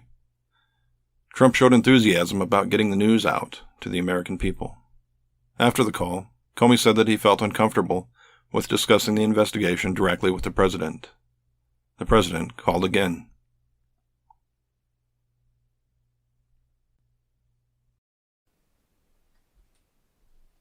The Mueller report says the president repeatedly reached out to intelligence agency leaders to discuss the FBI's investigation, and that some officials remember that Dan Coats, Director of National Intelligence, told them on March 22nd that the president asked him to intervene with Comey and stop the investigation. On May 3, 2017, Comey was called to testify before the Senate Judiciary Committee. Trump had told McGahn that it would be the last straw for Comey if he did not take the opportunity to publicly state that the president was not under investigation. When asked during his testimony, Comey answered that he was authorized to say that the investigation existed, but he was, quote, not going to say another word about it, end quote. Trump was furious and took it out on Sessions. Quote, it's all because you recused. You left me on an island. I can't do anything, end quote. Sessions, after trying to defend his recusal as being mandatory, recommended that Trump consider replacing Comey at the FBI. Trump got a clever idea a few days later. He decided to fire Comey in a letter.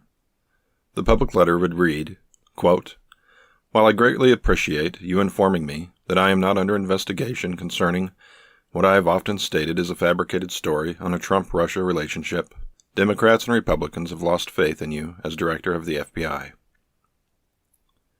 Trump's brilliant decision to fire Comey, combined with the revelation that Trump had asked Comey to drop the investigation into Michael Flynn, amounted to too much pressure for a special counsel to be appointed to take over.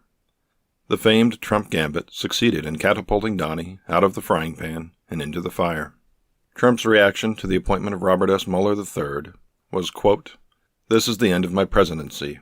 I'm fucked." End quote. Bob Woodward's book Fear paints a picture of the apoplectic Trump alternating between hours of watching cable news and blaming Sessions, blaming Comey, blaming Democrats, blaming Rosenstein, and blaming Mueller. Steve Bannon, who considered Trump to be a billionaire version of Archie Bunker, had tried to warn the president not to fire Comey. Trump ignored the advice, and only after Mueller's appointment began asking details on what a special counsel's powers to investigate actually were. For nearly 2 years, the press tried to find out what they could of the investigation while Trump cried, "Witch hunt." Speculation and anxiety bubbled within both parties. As Mueller and his team quietly went about their work, Trump made daily proclamations that there was no collusion. It is a guess whether Trump was ignorant of the actual legal term, or if he was cleverly misrepresenting what the investigation sought in order to mislead the public. Collusion is not a legal term. Even after the damning report was released, Trump benefited by being able to say, "Look, no collusion," without pointing out that the crime of collusion does not exist. In advance of the release of the Mueller report, President Trump got his wish. With Sessions out, he finally got an attorney general who would disregard the nonpartisan requirements of the job and shamelessly protect Trump. New Attorney General William Barr was the speed bump between the Mueller report and the public. Mueller first turned the report into Barr, who crafted a short letter supposedly meant to give the major findings of the probe. Its true purpose was to reduce the impact the Mueller report would have had if it were simply released on its own by downplaying its findings days earlier. Much of the public, who had been waiting for results of the investigation, listened to Barr's summary that there was no collusion, rolled their eyes at the wasted time the investigation turned out to be, and stopped paying attention, which was the purpose of the letter. Another of Trump's grifts had paid off well. In a very unusual move, the stoic and reserved Mueller submitted a written complaint to Barr's office and had several phone calls saying, quote, "The summary letter to the department sent to Congress and released to the public late in the afternoon of March 24th did not fully capture the context, nature, and substance of this office's work and conclusions," end quote. And Mueller recommended that Barr release more detailed summaries. A spokesperson for the Justice Department said that Mueller, quote, "expressed frustration over the lack of context and the resulting media coverage regarding the special counsel's obstruction analysis," end quote. On CNN, journalists read the Barr summary off their cell phones moments after receiving the email and tried explaining what was in the release. One member of the CNN team stated, quote, "The president has just been exonerated. Can we just take a step back and focus on the fact that this is a nearly 2-year investigation that has swirled around the president since day one of his presidency, and he has just been exonerated," end quote. For many watching this, it was over. Unless Barr is a fantastic idiot, which he is not, his aim was to skew the perception of the report in the minds of the public in order to favor his boss, Donald Trump. William Barr essentially cleared the president of wrongdoing before the report was released. It was a snow job that paid off big. The omitted context Mueller might have been referring to had to do with the report's conclusion that it was not Mueller's role to accuse a sitting president of a crime. He saw his duty as gathering evidence that Congress could then examine, because the constitutional authority to discipline a president rests with Congress. The message, however, was that since Mueller did not recommend charges against Trump, the president was innocent. The Mueller report proves that the Russian government intentionally interfered in America's presidential election of 2016, trying to help Trump win.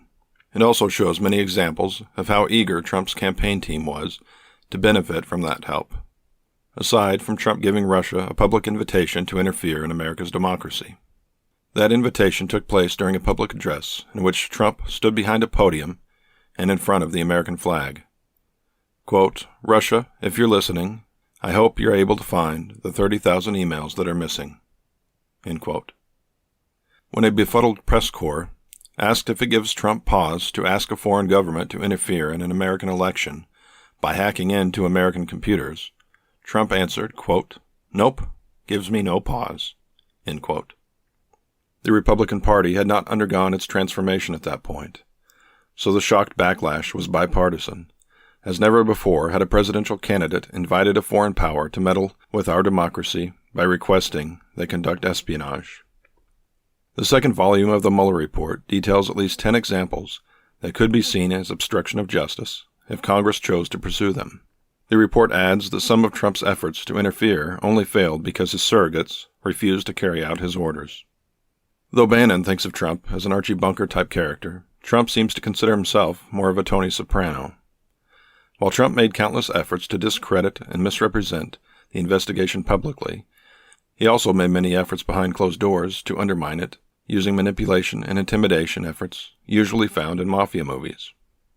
Section 2A details the way the Trump campaign responded to reports that Russia was interfering in the election to benefit Trump, as well as Trump's handling of the WikiLeaks email hack.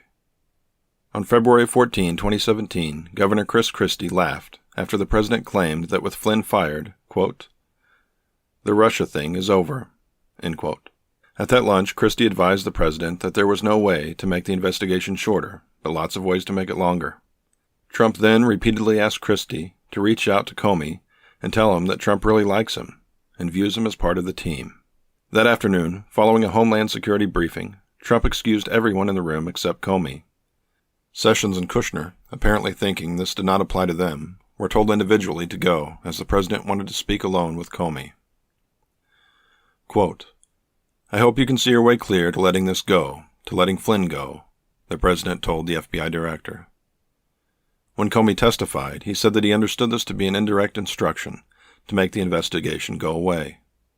After this encounter, Comey began taking clear notes on his interactions with Trump and asked Sessions to never leave him alone with the president again. Trump fired Comey and told Sessions to submit his resignation. Mueller's appointment as special counsel worried and angered Trump.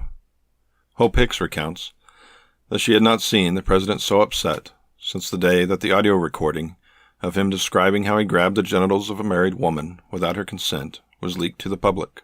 Sessions submitted his resignation letter to Trump, who put it in his pocket. He then asked Sessions if he would like to stay on, and the two agreed that he would, though the letter was not returned. Bannon and Priebus, from Trump's team, were concerned that Trump was holding the letter as a way to control Sessions, and so control the Department of Justice. Bannon and Priebus met with Sessions and agreed that they would try to retrieve the letter, along with something in writing that the resignation had been rejected by Trump. The president's efforts then returned to Mueller.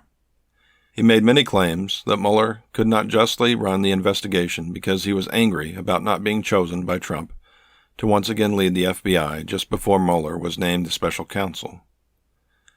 Trump added that Mueller was also upset about Trump's golf course in Northern Virginia, overcharging him, and so could not be impartial in his investigation. Bannon, Trump's advisor, who had previously ran the campaign, attempted to explain why these were not legally considered conflicts of interest, calling them ridiculous. Bannon went on to explain that Mueller had not interviewed for the FBI director's job, but had been invited to speak with the president to offer guidance on the FBI, though the White House was considering whether to offer the job to Mueller. On June 17, 2017, Trump told McGahn in a phone call to have special counsel Robert Mueller removed. Trump was apparently fixated on the conflicts of interest he kept listing, privately and publicly, in spite of several members of his team telling him they were silly and did not provide a legitimate path to remove Mueller. Trump instructed McGahn, quote, "You got to do this," end quote. And McGahn agreed to look into it, though he claims he had no intentions of doing so. Trump called a second time saying, "Mueller has to go," and "call me back when you do it." McGahn, unwilling to follow the order, prepared to resign. He informed Priebus and Bannon, while Donaldson prepared to resign alongside McGahn. The others talked McGahn into waiting, and Trump did not bring up the order again. It is unclear if Trump simply forgot about the order he gave, which several advisors have said he sometimes does, or if it is because he finally accepted the advice of Christie, who told Trump that he could not fire Mueller, and attempting to do so would lose Republican support for Trump. Trump then shifted to a strategy of curtailing the investigation. The president coordinated public criticism of Sessions that indicated Sessions did not enjoy job security with instructions that Lewandowski informed Sessions that he was to reduce the scope of the Russia investigation to only be concerned with interference in future elections. The clear indication being that Trump was once again threatening to fire Sessions if he did not comply with Trump's instructions to interfere in the Russia investigation. President Trump told Lewandowski to write down what Sessions was to say publicly, and it reads like a child's diary entry. "I know that I recused myself," Trump wanted Sessions to say, "but our President of the United States is being treated very unfairly. He shouldn't have a special counsel because he hasn't done anything wrong. I was on the campaign with him for 9 months. There were no Russians involved with him. I know it for a fact because I was there. He didn't do anything wrong, except he ran the greatest campaign in American history." Are you recognizing a theme in which Trump tells others to do things that might be viewed as illegal, rather than doing them himself? Lewandowski set out to obey the president. He did not want the public record of his visit with Sessions, so he avoided meeting at the Department of Justice. Instead, he tried to organize a meeting at his office, but Sessions canceled on him. Lewandowski then put his notes for Sessions in a safe after leaving Washington, D.C. The next time he spoke with Trump alone in the Oval Office, Trump told him that if Sessions would not meet with him, Lewandowski was to inform Sessions that he was fired. Lewandowski assured the president that the letter would be delivered, though he decided to ask Rick Dearborn to deliver it. Dearborn agreed, but said later that he had never delivered the letter, and he didn't want anything to do with it. I have mentioned Tom Clancy novels and mafia movies in attempting to describe the story told in the Mueller report, but there is also a good helping of F Troop in the mix. The poor guy was doing everything he could think of to commit a long list of impeachable crimes, but nothing seemed to work. I have described only a few of the several hundred pages of the Mueller report, but recommend you read the rest yourself. Personally, considering President Donald Trump too long gives me indigestion, and I am approaching the limits of my tolerance for the day. By the time the Mueller report was released, I had little expectation that Trump, for the first time in his long life of debauchery, greed, and scandal, would be held accountable. I might have had some small hope that he would at least be scared away from undermining American democracy in the future. Such hopes were quickly extinguished. Trump had won the election via the Electoral College, though he failed to get more votes than Hillary Clinton, who was the weakest Democratic nominee in decades. This made Trump's claims of an historic, record-breaking win a bit of a challenge, though he dealt with it by inventing a plague of voter fraud that more than accounted for Clinton beating him by millions of votes. The Russia investigation was not only the scourge of Trump's presidency, because it investigated him for conspiracy and obstruction of justice, but because it made it obvious that his already narrow victory was aided by a significant effort from the Russian government. For this reason, Trump dismissed the findings of the report instead of holding Russia accountable for their attack on the world's brightest beacon of democracy. As for learning any lessons, George Stephanopoulos asked Trump in an interview if he would accept dirt on his opponent if it were offered to his campaign by a foreign government. Trump answered, quote, "I think you might want to listen. There's nothing wrong with listening. It's not an interference. They have information. I think I'd take it." End quote. A more glaring example that Trump is incapable of learning a lesson is that a short time after the 2-year saga of the Mueller investigation, Trump took a now infamous phone call with the Ukrainian president. The impeachment of Donald Trump. The Washington Post broke the story on September 18, 2019. The headline read, "Trump's communication with foreign leader are part of a whistleblower complaint that spurred standoff between spy chief and Congress." The next day, in the whistleblower complaint yet to be shared with Congress, it was revealed that the call had something to do with Ukraine. "It doesn't matter what I discussed," Trump told the press on September 20th. "It was a beautiful conversation." Drip by drip, it was revealed that Donald Trump had been reported by an anonymous whistleblower who claimed the president broke the law while in a telephone conversation with the new president of Ukraine. The accusation was that Trump pressured the president of Ukraine, which relies heavily on the United States, to investigate Joe Biden and his son Hunter. Biden's son worked for a company in Ukraine. Trump's aim was to withhold approved military aid to Ukraine, even though it was greatly needed for their war with Russia, until the Ukrainian president agreed to find dirt on Trump's likely opponent in the 2020 presidential election. President Volodymyr Zelensky was about to be thrown into the global spotlight. A former comedian, he was elected to be president in a time when Ukraine was involved in a border war with Russia. Ukraine's hopes of standing up to such a behemoth required American support. Adam Schiff, congressman from California, was asked if impeachment was likely. He answered, quote, "If the president is essentially withholding military aid at the same time that he is trying to browbeat a foreign leader to do something illicit, that is, providing dirt on an opponent during a presidential campaign, then that may be the only remedy that is co-equal to the evil that conduct represents." End quote. "I hope you all get to see it," Trump told the press, of course being the one who could release the transcript to the public. Trump went on to say, "I did not make a statement that you have to do this or I am not going to give you the aid. I wouldn't do that." As the call for impeachment grew, Trump agreed to release a transcript of the call he made with Zelensky. On the same day, Nancy Pelosi announced an impeachment inquiry would officially begin.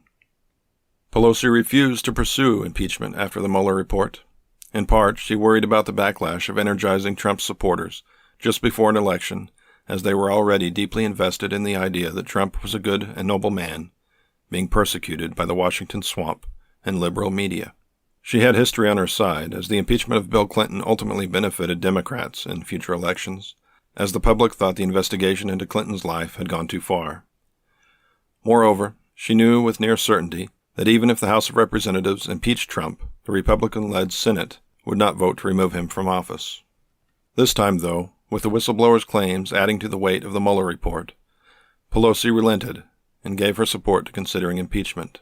According to the transcript that was released, the conversation opened in cordial fashion. Trump congratulated Zelensky, and Zelensky claimed his victory was in part thanks to things he had learned from Trump's campaign. Trump, always willing to spare a moment to insult America's allies, discussed how the United States helps Ukraine far more than European countries do. Quote, "Germany does almost nothing for you.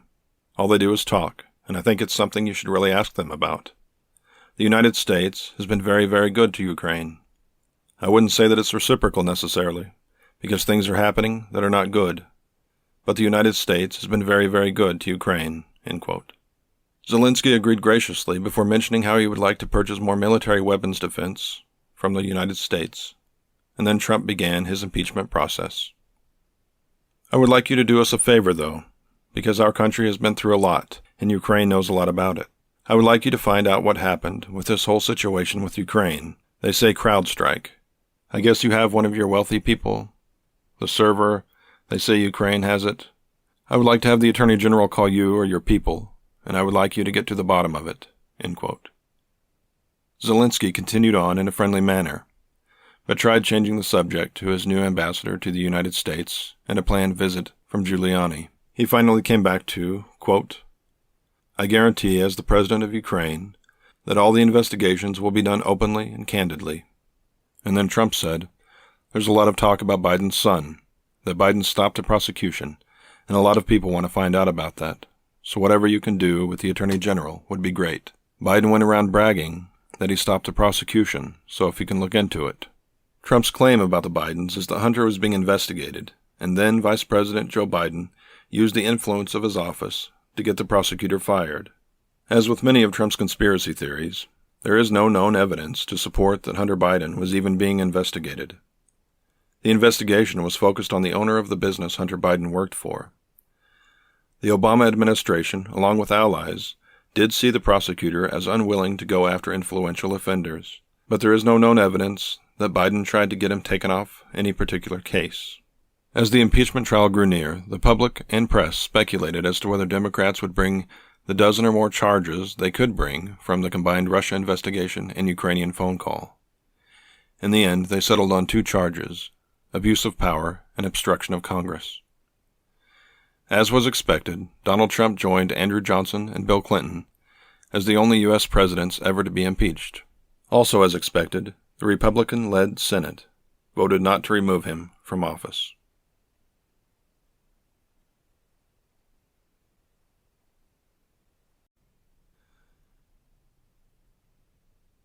Bankrupt. President Trump's ascendance to the White House as a Republican is truly baffling. He is a middling businessman whose success came from inherited wealth, a reprobate by Christian standards, admires the Republican hobgoblin, Vladimir Putin, champions the use of tariffs that are typically a tool used by Democrats, and he became the Republican nominee for the President of the United States. The Republican Party is both the party of business and the party of Jesus. This is a peculiar and conflicted marriage on a normal day, but how did Donald Trump become the choice for either group? God's man. Let us begin our two-part investigation into the Trump mystery with those among us who are most prone to singing with closed eyes. Christians have embraced Trump. If this were not so, he would not be the president. Many seem to do so with a childlike faith that God will excuse their votes if they were cast with a held nose. Others, those with that boundless talent for belief, have elevated Trump to the caste of God-chosen biblical leaders.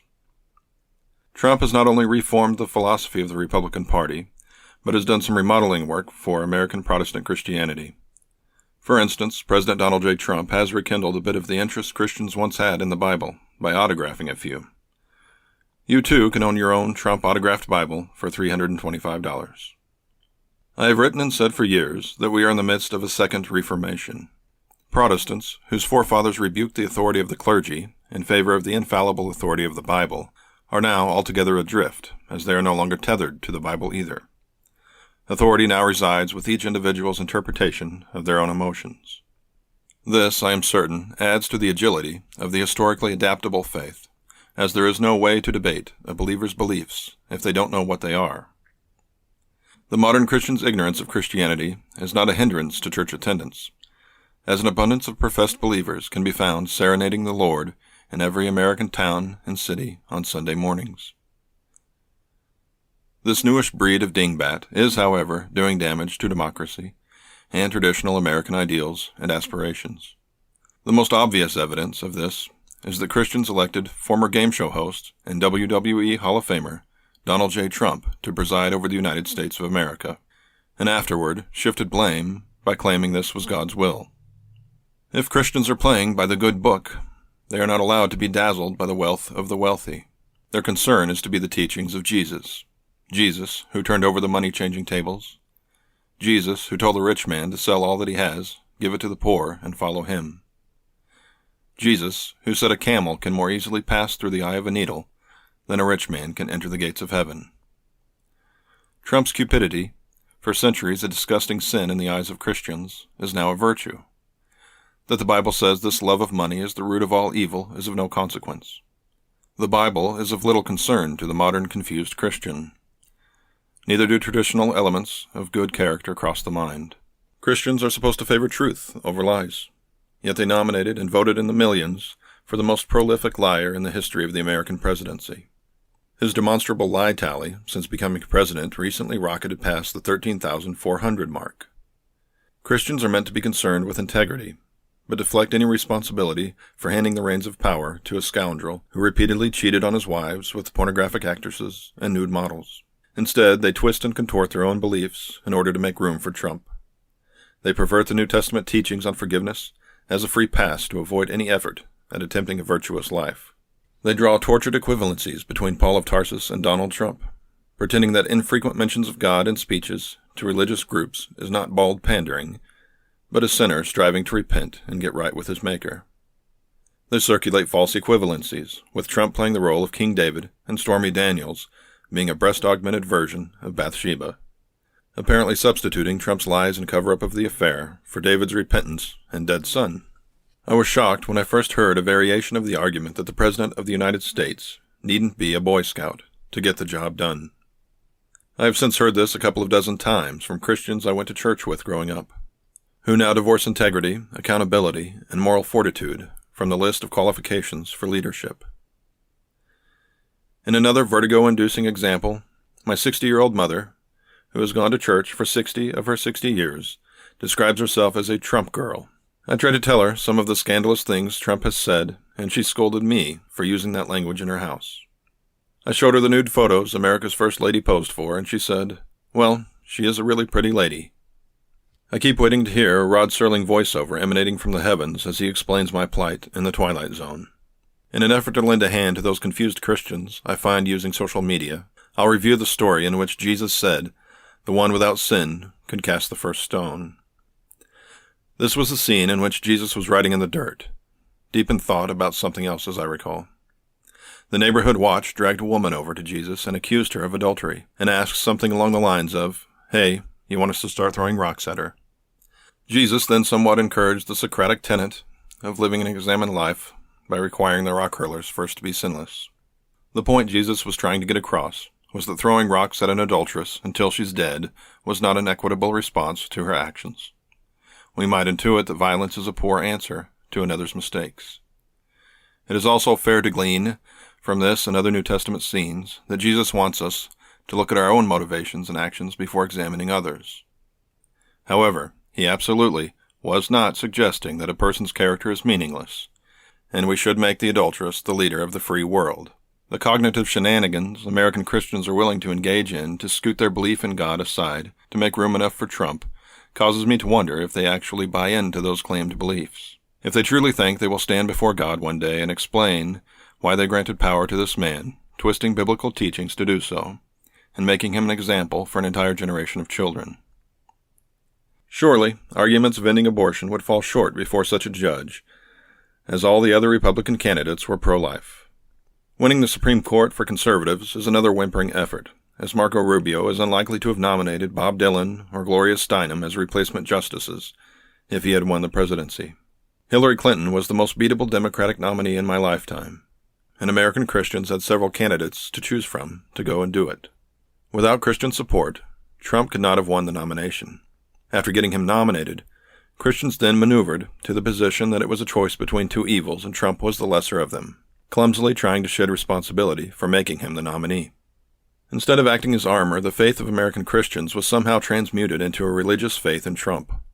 It is almost as though being people of faith made them vulnerable to Trump, priming them to believe in the unbelievable. They support Trump with disembodied faith that is no longer coupled with the traditional morality of the religion in which it was born. There is a growing bit of data to support the notion that the faithful are more gullible than the faithless, though the report card doesn't look great for either class. The number of Americans who can't discern fact from opinion or something that's known from something believed is staggering.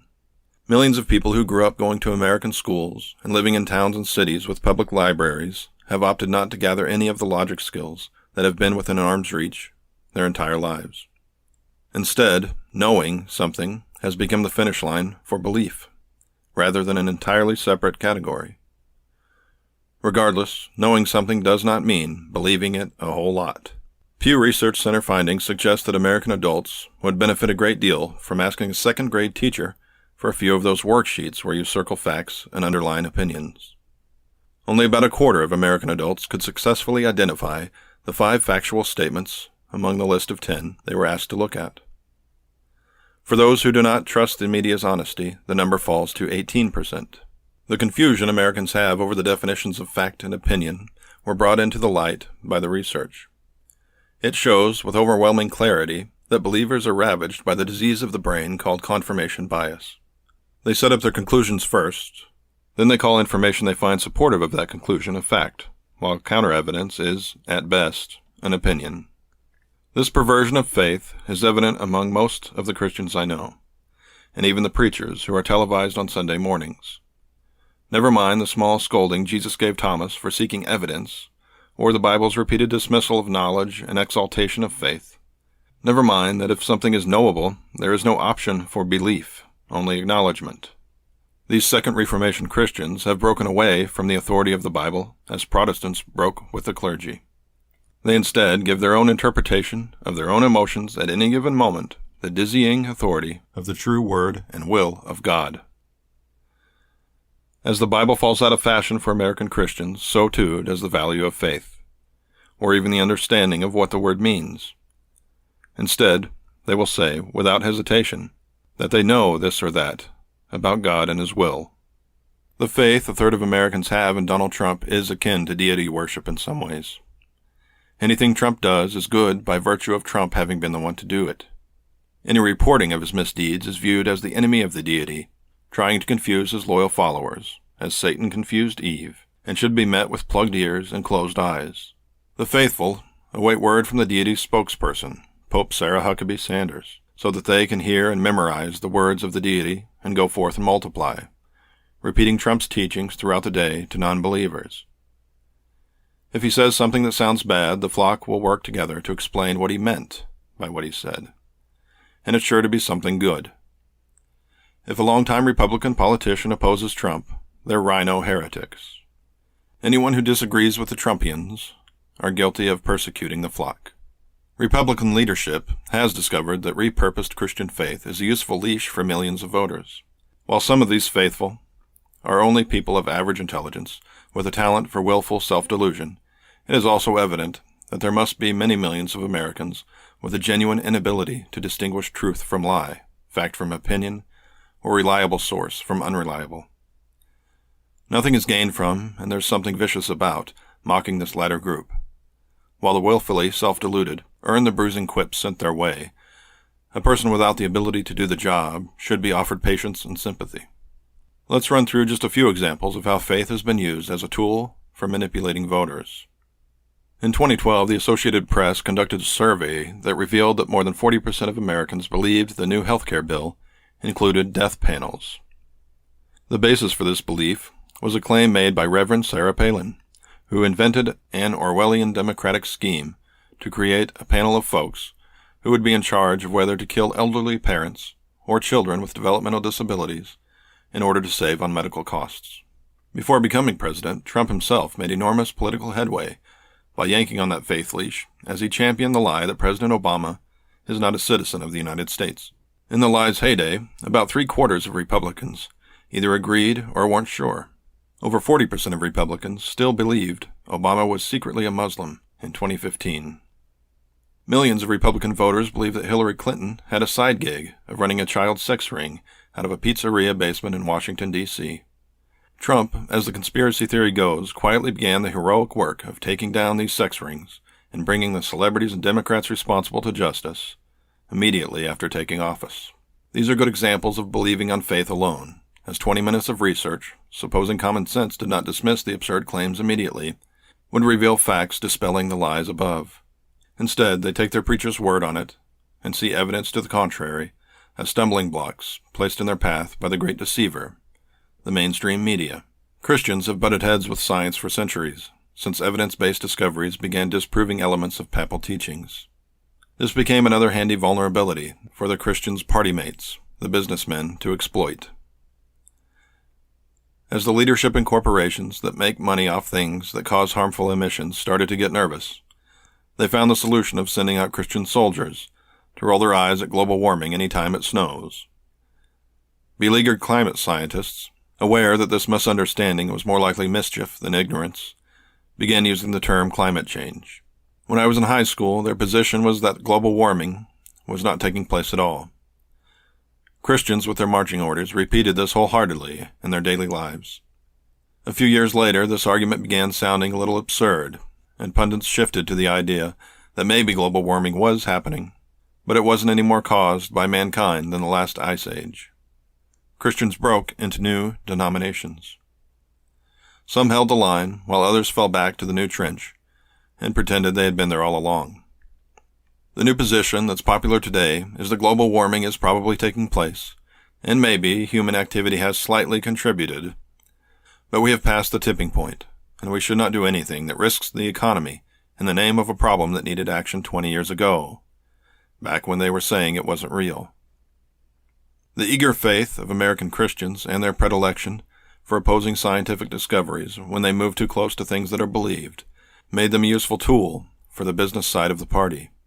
When the decision was either to acknowledge the findings of a staggering number of scientific studies or believe a few conservative radio and TV talk show hosts, they chose the latter without hesitation. They were well prepared to believe in often ridiculous lies about the opposing party while ignoring glaring truths about Trump. Those Christians who want to collapse the separation of church and state should recognize this separation is not in place only to protect the state. American Christianity could not even survive in any recognizable form after mingling with a single political party. Instead, they lost themselves. Christians are mandated to have compassion for the poor, though they have become sycophants of the rich.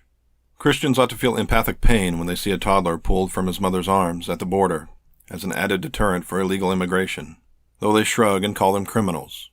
Christians are meant to insist that leaders be devoted husbands, free of the filth of greed, not prideful, above reproach, honest, good-tempered, patient, kind, and charitable.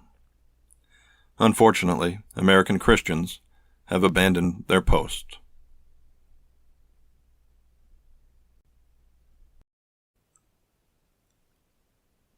A modern-day Vanderbilt.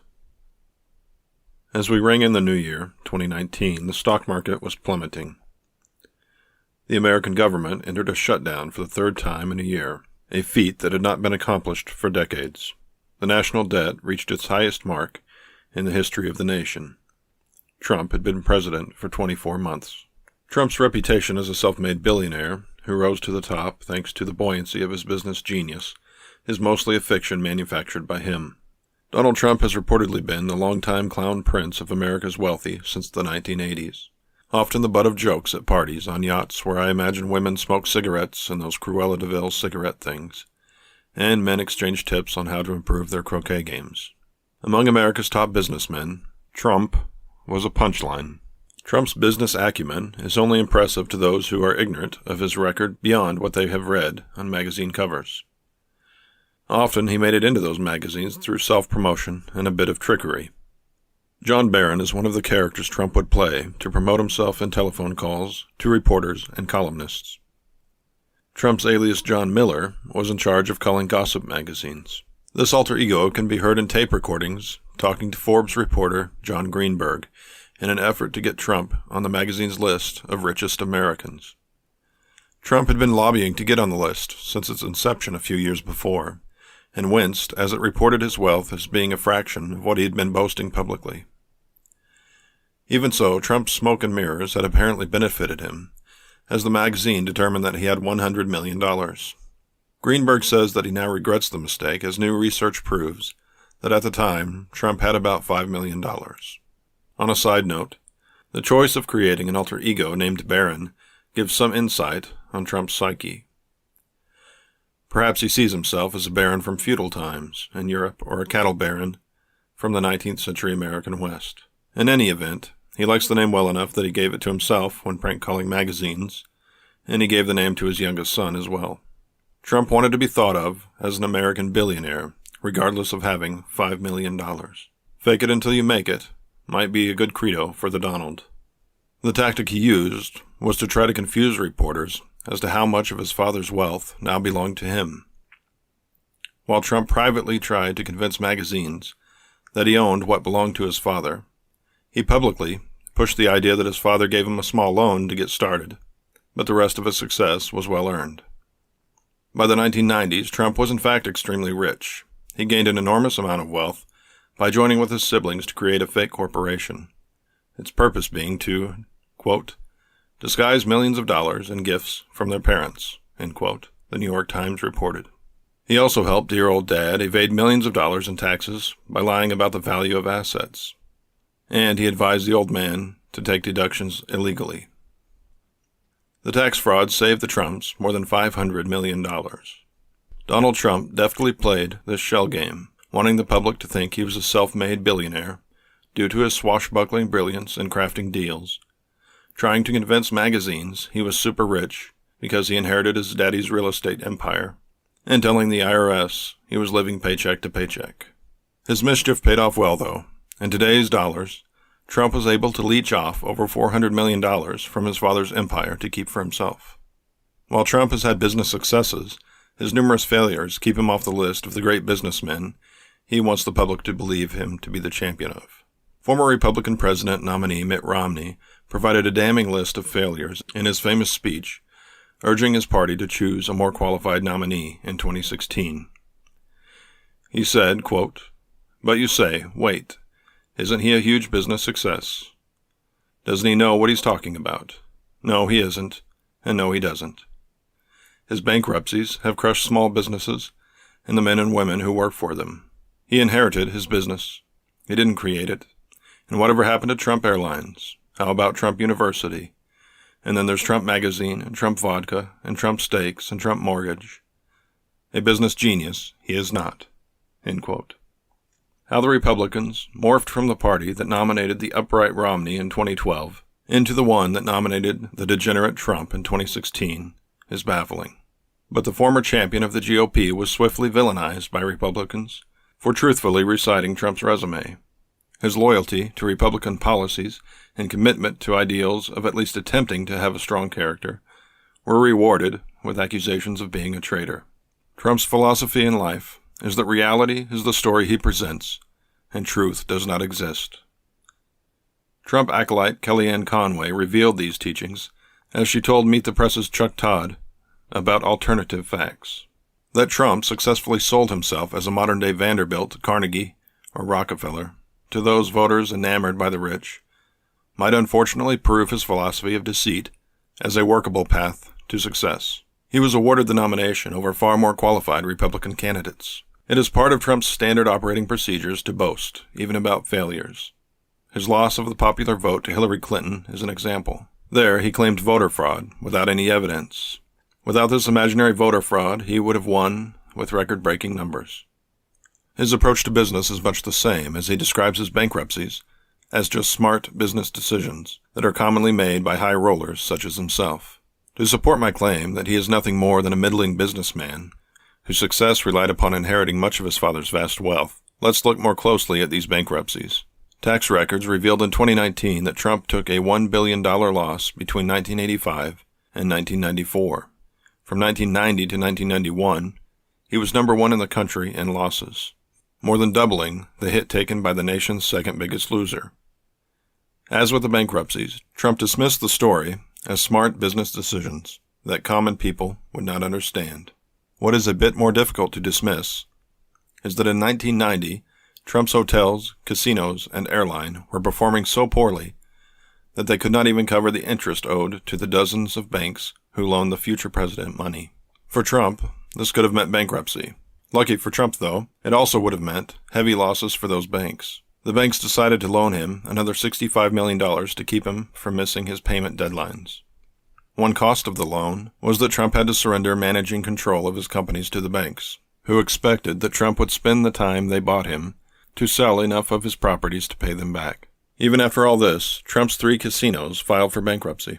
The Plaza Hotel had to do the same in 1992, and the banks took many of his remaining assets. Trump would have had to file personal bankruptcy, damaging the fiction he was presenting to the public during these years. But the banks worked with him, and his father gave him money to prevent it. It was because of these enormous failures that Trump was locked out of the big business deals he had been attempting. Instead, he began selling his name. The lie he had been telling about his legendary business genius somehow endured these setbacks that would have been crippling had his father not saved him. He has been selling that lie ever since. Rhino. The typical routine for candidates in both parties used to be to drift toward the extreme side of your party to get the nomination, because that is where those eager enough to vote in primaries lived. Then the job for running for president was truly a race back toward the center, where most Americans lived. When I was a kid, my neighbors had a 2-party household. My father, raised by a Democrat mother and Republican father, was a Republican, and my mother went along with it, without having any real partisan convictions I can recall at that time. Even so, we frequently got visits from my mother's Democrat friend and her pro-union husband.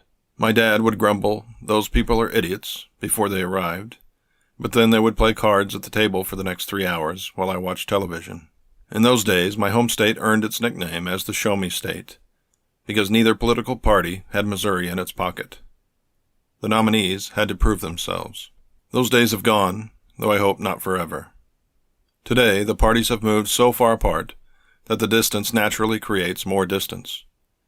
It used to be that a president could expect his fellow party mates in Congress to support him 60 to 70% of the time.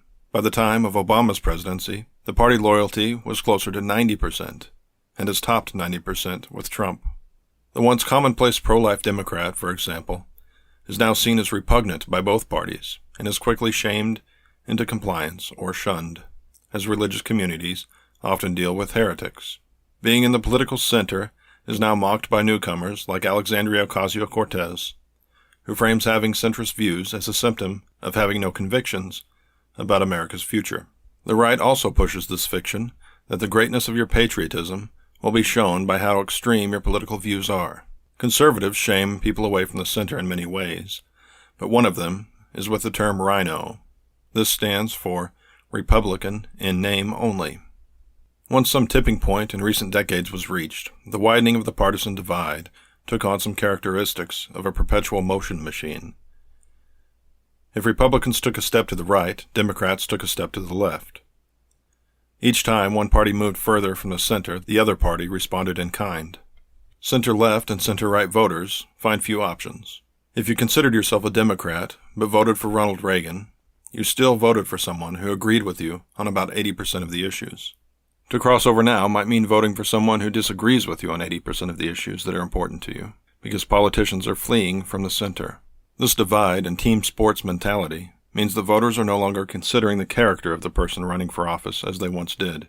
Instead, they are more and more voting for their team, regardless of the individual wearing the jersey. The party leads the people.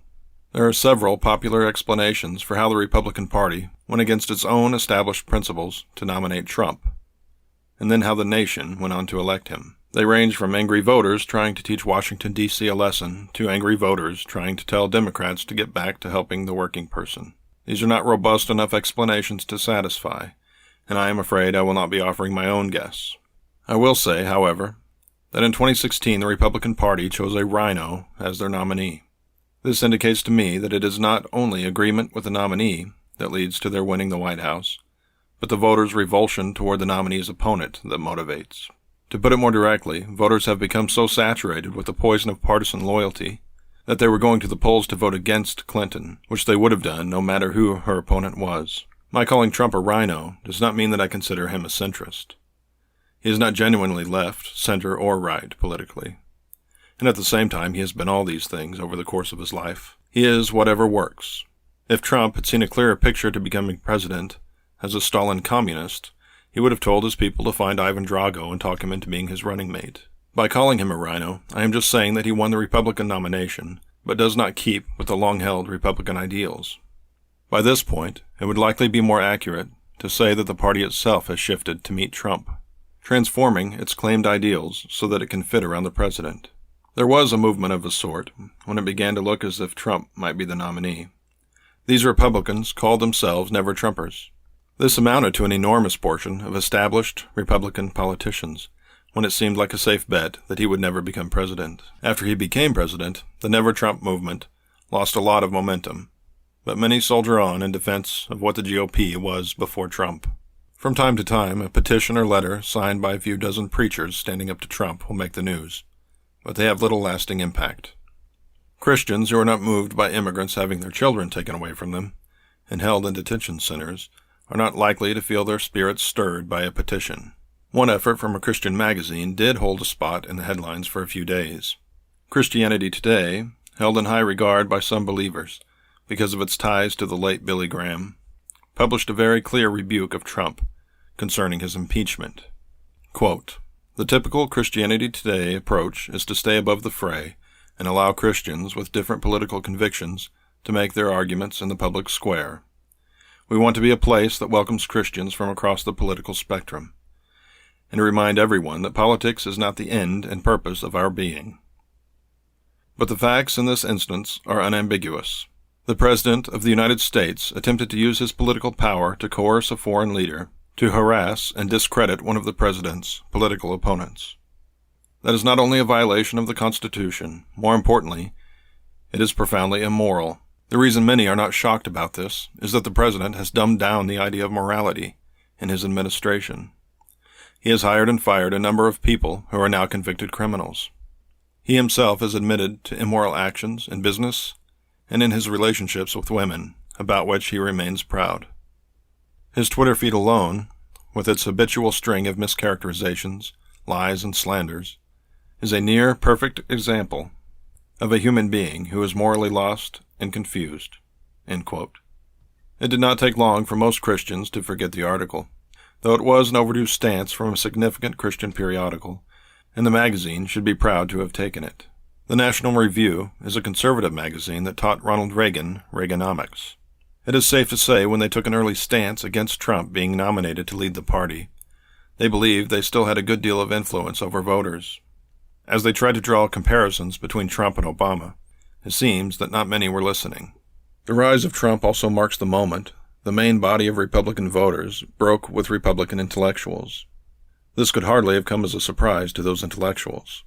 The growing disdain for experts on the far right, as well as the spreading virus of baseless hubris, among those voters had been obvious to anyone paying attention. These are the voters who know more about current events than the press. They understand climate science better than climate scientists.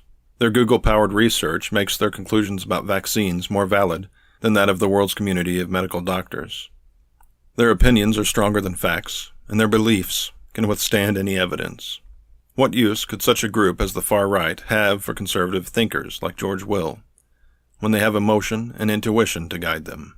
Susan B. Glazer wrote an interesting article in The New Yorker in March 2020, following the efforts of the never-Trump Republican Sarah Longwell. In part, the article describes some of the organized groups attempting to hold to traditional Republican principles, and how their disobedience infuriates the president, who warns, quote, "Watch out for them, they are human scum," end quote. Longwell's hope is to build a coalition of the center, and she hopes that Joe Biden can represent this. Her hope beyond this is that, as after the Nixon debacle, the Republican Party can take the following 4 years to redefine itself. After Trump was the nominee, Longwell began feeling very lonely as her allies hopped over the line to join the new Republican Party. As the 2020 presidential election grows near, Longwell has found allies like George Conway and the Lincoln Project, and continues trying to make her case to likely voters. The aroma of petrichor is in the air as signs of rejuvenating rain begin to mount. The avalanche of Trump's scandals and embarrassments seem to vex reasonable Republicans, who ignored them 2 years ago. The very early polls suggest that Joe Biden could win comfortably against Trump in November, in part because he is not reviled by the right the way Hillary Clinton is, and so his nomination may not ignite the same fire in Republicans. If the historical mistake of Donald Trump is corrected in November, we should keep in mind that the 30% of Americans who make up his base will remain. They are the ones who showed themselves in a poll released yesterday, in which 70% of Americans were in favor of mail-in voting for November's presidential election in order to protect lives from COVID-19. The remaining 30% are not moved by the elderly poll workers who are distressed by the idea of risking their lives. Instead, they either understand that the fewer people allowed to vote, the better Trump's chances for re-election, or else they are so gullible that they can be manipulated by claims of mail-in ballots leading to a rigged election, absent any evidence. People who are happy to undermine American democracy, whether it be through the meddling of a foreign government or homespun ways to keep people from voting, have likely always been around, but were too weakly organized to derail America. Supposing Biden does win over the financially and morally bankrupt Trump, we will still have to wait to see if the reasonable center has been restored well enough to dominate the extremes in a lasting way. The checks and balances built into the foundations of our government by our founding fathers have remained intact, though they have been damaged in the Trump years. It is naive to take for granted that American democracy will endure, no matter how irresponsible the American people. We have been reminded many times throughout our history that America is an experiment that can either succeed or fail. America can only continue unbroken if each generation keeps it until passing it to the next. The adults in the center must regain control of the children on the edges, or our future might read like the Lord of the Flies.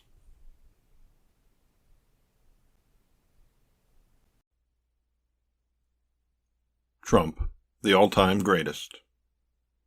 Our 45th president is well versed in self-promotion. As the American death toll surpassed that of September 11, 2001, Trump took several smiling asides to point out that his coronavirus pandemic news conferences had fantastic ratings. During his impeachment, President Trump defended himself by saying the American people, quote, "don't want our greatest of all presidents impeached," end quote. He referred to himself as, quote, "the chosen one," end quote, while looking toward the heavens. He reported that a conservative radio host stated that Israelis, quote, "love him like he is the second coming of God," end quote. He has described himself as being, quote, "like really smart," end quote, and a very stable genius. He makes constant comparisons between himself and Abraham Lincoln. In less than 2 years, he told the gathered body of the United Nations, My administration has accomplished more than almost any administration in the history of our country. Representatives from nations around the world laughed aloud in unison. Forsooth, Trump has made the record books in other ways. One feather in his cap, for example, is that he is one of only 3 U.S. presidents to be impeached. He may surpass Woodrow Wilson's presidential record for most days spent playing golf, having already doubled President Obama's pace. Trump spent 1 out of every 5 days in 2019 at a golf club. In pursuing Wilson, he is unlikely to be distracted by the duties of the presidency, nor the new book, Commander-in-Cheat, which details his ridiculous routine of cheating. He is also the greatest liar in presidential history. In only his first 3 years, he recorded 16,241 false or misleading claims that are verifiable. Fact-checkers scrambled to keep up, complaining desperately that they did not have the staff to tally Trump's mistruths each day. In Trump's first 10 months as president alone, he managed to tell 6 times as many mistruths as Obama told over his 8-year presidency.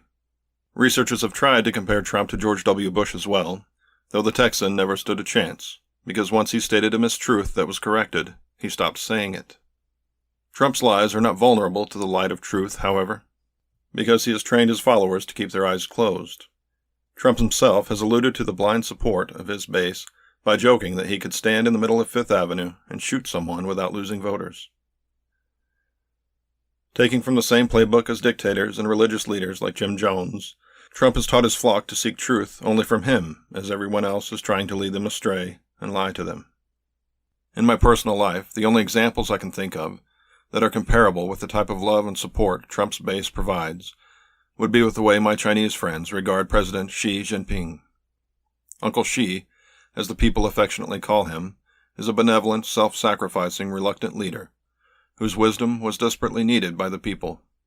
So, he accepted leadership for them, in spite of all the lies from the international community and hundreds of news organizations around the world. Both Trump and Xi's faithful give us examples of why it is important never to admire a politician too much. Adoration of any politician is a dangerous cliff to stand on. Once the line is crossed, you can no longer see them clearly. Who you imagine them to be has little to do with who they are, and you have failed in your responsibility as a voter to judge the work performance of your employee. The right half of the right will swallow any dish Trump serves up. While bipartisanship of decades past has yielded to rigid partisanship, Trump's base seems to be slipping away further still toward a faith-based loyalty to an individual. They eagerly seek opportunities to demonstrate fortitude in the face of opposition because they believe standing their ground, unmoved by information and evidence, to be a virtue greater than that which is shown by people who try to do their best to move to where the truth is. Trump's flock instead sticks with their principles, attempting to bend the truth as best they can in their direction. A few lies from yesteryear. Trump stated that he had been against the Iraq War, neglecting to add that he had shown support both for and against invading Iraq. This is a common strategy of Trump's. He will take one side of an issue, then the other. Then he simply waits for the outcome to decide which statement to stand by, or oscillates between his own past statements, based upon who his audience is that day. He claimed that 2 people were murdered by gunfire at a speech delivered by President Obama in Chicago. Nobody in the city of Chicago died by gunfire that day. He claimed that the New York Times issued an apology to them for their false and angry coverage. They did not. He touted 84% support from Cuban Americans, in spite of there being no existing data on Cuban American support for him. He asked his audience if they were aware that the murder rate in the United States was the highest it had been since 1970. They likely had to shake their heads, since the murder rate was higher in the 1980s and the 1990s. He claimed to have enjoyed the biggest electoral college win since Ronald Reagan. This is true if you don't count George H.W. Bush, Bill Clinton twice, or Barack Obama twice. In 2017, he grabbed credit for Walmart creating 10,000 new jobs, saying they were doing so, quote, because of our various plans and initiatives, end quote.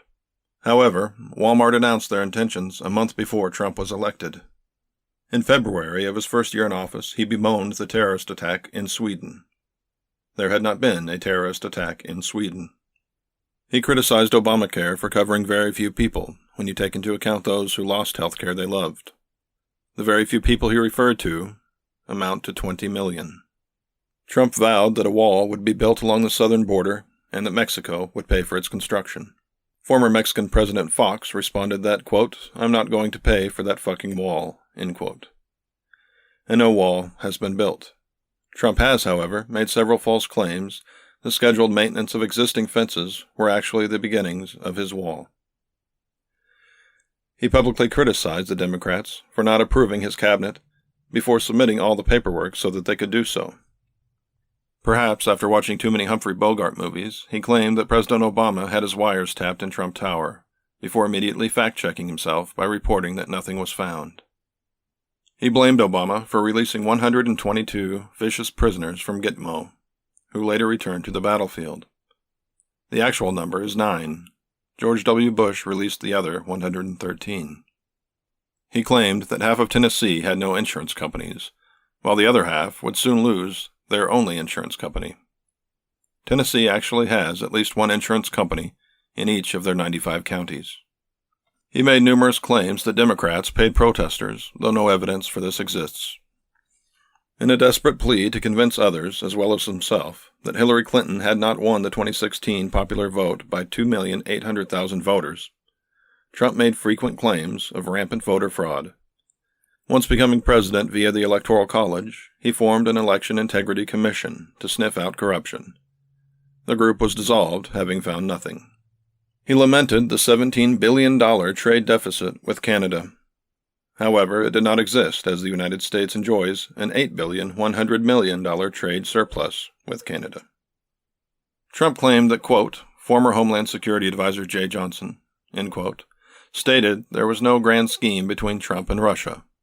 That was not Johnson's title, and he did not make that statement. In 2017, he mocked CNN for having their ratings go, quote, way down, end quote. CNN's ratings were at a 5-year high. Trump, rather successfully, used his supporters' misunderstanding of tariffs, making them believe he was taxing China. His claims were that the U.S. was, quote, taxing the hell out of China, and you're not paying for those tariffs. China's paying for those tariffs, end quote. The United States does not have the authority to tax other countries. Tariffs are paid first by the American companies buying Chinese goods, then the cost is paid by American consumers after manufacturers raise their price to cover the tariffs.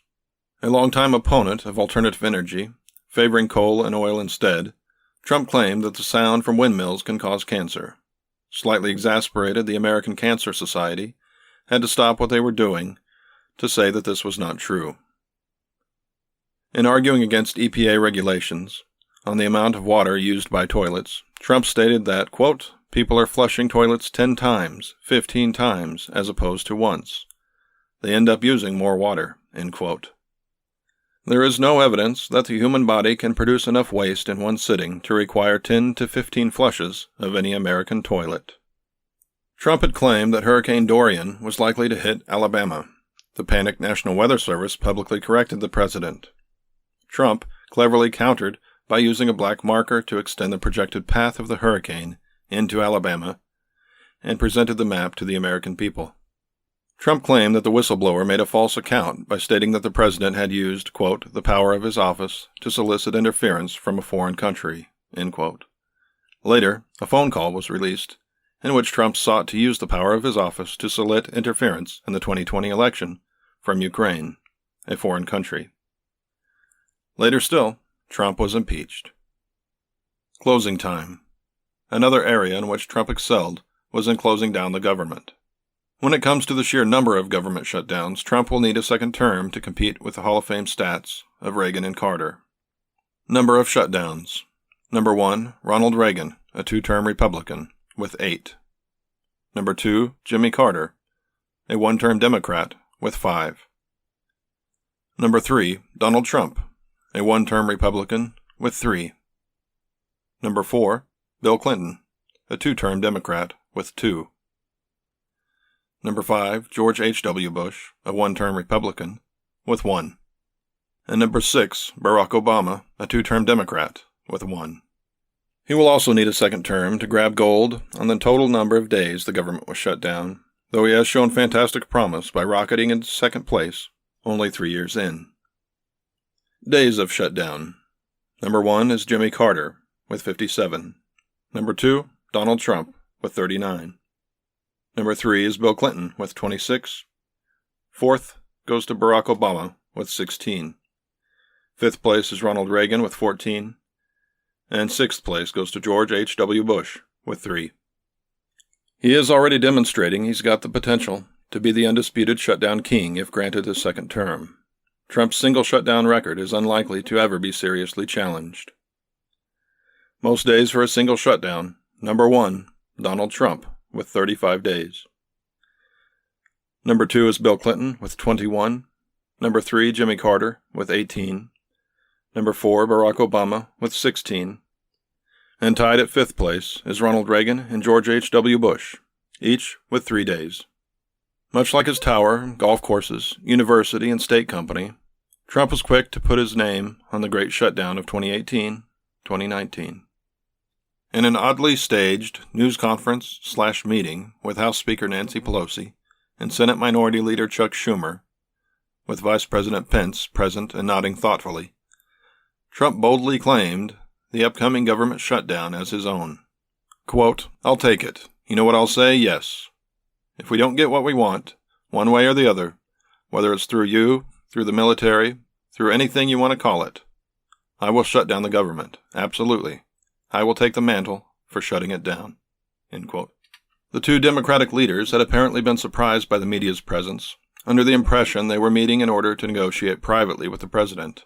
Trump, eager to demonstrate his acumen as a negotiator, invited the press to observe, believing it would gain him an advantage in his talks with Pelosi and Schumer. Claiming to have done so in the name of transparency, the president deftly maneuvered himself directly onto the tracks as the onrushing train approached. Bringing to mind some of Elmer Fudd's many attempts to outsmart Bugs Bunny, the Grandmaster strategist succeeded in naming the longest government shutdown in the history of the United States of America, the Trump shutdown. The showdown was over Trump's campaign promise to build a wall along the United States southern border in order to keep migrants from coming in illegally from Mexico. To many, this was a shameless appeal to American racists who wanted the browning of America to stop. There was also the political aspect, as minorities hardly vote for Republicans, converting reliably conservative states like Texas into question marks in future national elections. Offering dubious claims about the criminal minds and characters of migrants, Trump used his standard weapon of fear to manipulate many non-racist, non-political strategists to join his coalition for a wall.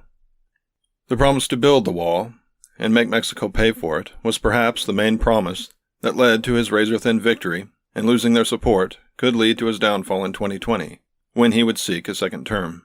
What triggered the shutdown was Trump's demand for $5 billion to begin funding the construction of the wall, and the Democrats refused to grant $1.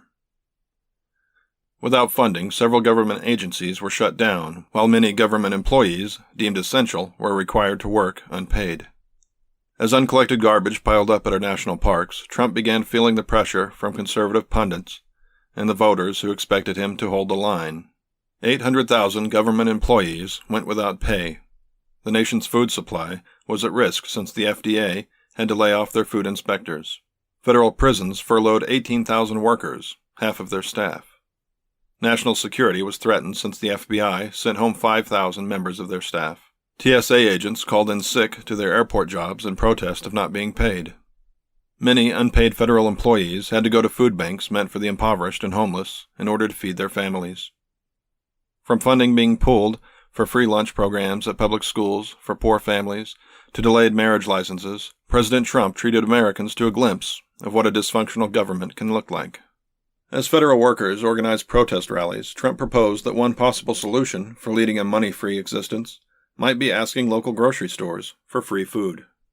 The U.S. Coast Guard recommended that their furloughed workers have garage sales, walk dogs, or find gigs as mystery shoppers, while the Office of Personnel Management tossed out the idea to use the bartering system in order to pay rent.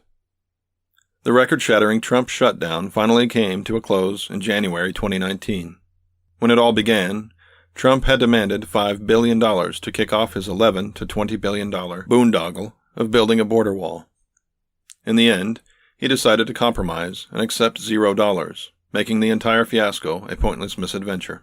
Aside from seeing his national approval rating plummet to 37%, Trump took a temporary political hit from his party as moderate Republicans said he made a mockery of the GOP in the eyes of potential voters.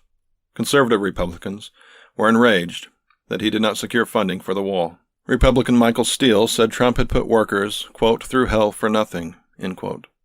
While Republican Peter King said, quote, I hope we get some common sense out of it.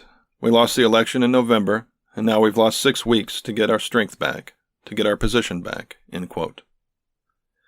Popular Republican pundit Ann Coulter publicly called Trump, quote, the biggest wimp ever, end quote. Such is the cost of greatness. Trump was presented with a bill. He shut down the government for 35 days, then signed the bill without any changes having been made to it, proving to everyone that he is the all-time single shutdown king.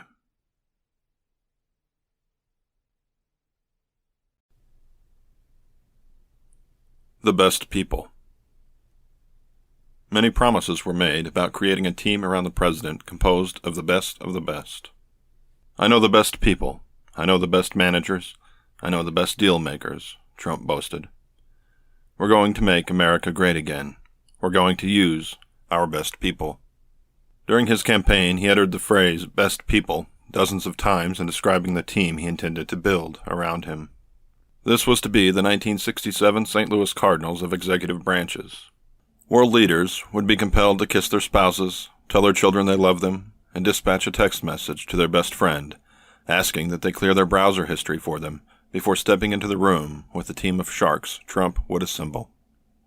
As the opening months of the Trump presidency ticked by, stories began emerging from the White House that this team's major responsibility was not negotiating with foreign powers, but babysitting the president. In Bob Woodward's book on Trump, titled Fear, the Pulitzer Prize-winning journalist reported that all the president's men had to be vigilant in monitoring Trump's mercurial nature.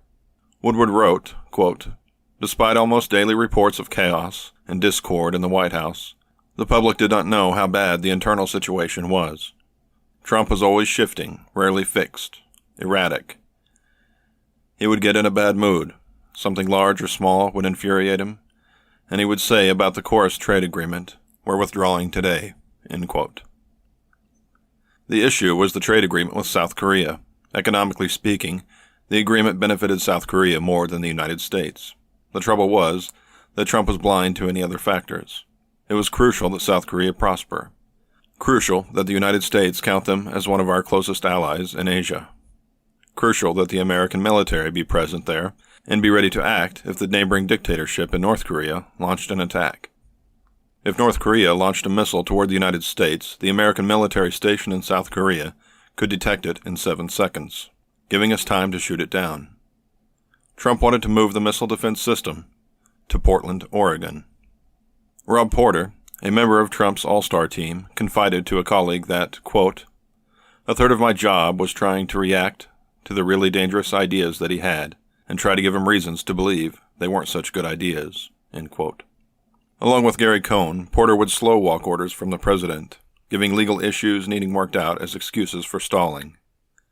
On some occasions, letters would be removed from the president's desk before he had a chance to sign them, and Trump would simply forget about the orders he'd given. Vanity Fair's Tina Guyen wrote an article with the worrying title, White House Staff Have Given Up on Playing Trump's Babysitter. Setting aside Trump's irresponsibility of enjoying hours of executive time, the code word given for watching television in Trump's public calendar, it is the notion of his unchecked incompetence that should alarm everyone on the planet. John Kelly is no longer present to stop the president from letting state secrets slip during dinner conversations. Porter is no longer present to distract the puppy-in-chief from chewing on electrical cords. Cohn is no longer present to illegally hide dangerous documents from the president, and Democrats have exhausted their last great weapon against Trump by impeaching him. Most recently, Dr. Anthony Fauci finds himself on Trump's tightrope. Fauci wishes to remain in the room with the president to dissuade him from catastrophic decisions regarding the COVID-19 pandemic. In order to do so, he must first appear loyal to Trump. When Fauci agreed with the obvious, publicly saying that if the federal government had reacted more quickly to the virus, then lives would have been saved, Trump ignited calls for Fauci's resignation. Dr. Fauci was left with the choice of helping save American lives or be fully truthful when dealing with the press, because the president will not allow both. Intelligence Community Inspector General Michael Atkinson can attest to Trump's policy that loyalty to him is paramount. Atkinson was recently fired for passing along the whistleblower report to Congress, which led to Trump's impeachment. Trump has surely burned through the best people with his historic White House turnover rate. Let's close out with a list of Trump White House departures that is sure to grow before I finish typing it up. The vastness of such a list is enough of a closing argument for Trump's incompetence and the dysfunction of his presidency. You're fired. Thomas Maudley, Acting Secretary of the Navy. Richard Spencer, Navy Secretary. Rick Perry, Secretary of Energy. Kevin McAleenan, Acting Director, Homeland Security. John Bolton, National Security Advisor. Jason Greenblatt, Envoy to the Middle East. Dan Coates, Director of National Intelligence. Alexandra Acosta, Secretary of Labor. Patrick M. Shanahan, Acting Secretary of Defense. Rod J. Rosenstein, Deputy U.S. Attorney General. Sarah Sanders, Press Secretary. Randolph Ailes, Director of the Secret Service. Kirsten Nielsen, Secretary of Homeland Security. Linda E. McMahon, Administrator, Small Business Administration. Scott Gottlieb, FDA Commissioner. Bill Shine, Deputy Chief of Staff for Communications. Ryan Zinke, Secretary of Interior. Heather Wilson, Air Force Secretary. Brock Long, Administrator of FEMA. Raj Shah, Deputy Press Secretary. John Kelly, White House Chief of Staff. James Mattis, Secretary of Defense. Nick Ayers, Mike Pence Chief of Staff. Nikki Haley, U.S. Ambassador to the United Nations. Mira Ricardel, Deputy National Security Advisor. Jeff Sessions, Attorney General. Don McGahn, White House Counsel. Joe Hagan, Deputy Chief of Staff for Operations. Scott Pruitt, EPA Administrator. Ricky Waddell, Deputy NSA. Tom Homan, Director of ICE. Ty Cobb, White House Special Counsel. Nadia Shadlow, Deputy Secretary Advisor. Tom Bossert, Homeland Security Advisor. Michael Anton, National Security Advisor. H.R. McMaster, National Security Advisor. Hope Hicks, White House Communications Director. David Shulkin, Secretary of Veterans Affairs. Josh Raphael, Deputy Communications Director. John Dowd, Donald Trump's lawyer. Rex Tillerson, Secretary of State. John McEntee, Personal Aide to the President. John Feely, U.S. Ambassador to Panama. Gary Cohn, Chief Economic Advisor. Rachel Brand, Associate Attorney General. David Sorensen, White House Speechwriter. Rob Porter, White House Staff Secretary. Taylor Wayaneth, Deputy Chief of Staff.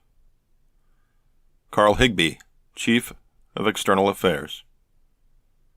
Brenda Fitzgerald, Director of CDC. Andrew McCabe, FBI Deputy Director. Mark Short, Director of Legislative Affairs. Omarosa Newman, Assistant to the President. Dina Powell, Deputy National Security Advisor. Jeremy Katz, Deputy Director in EC.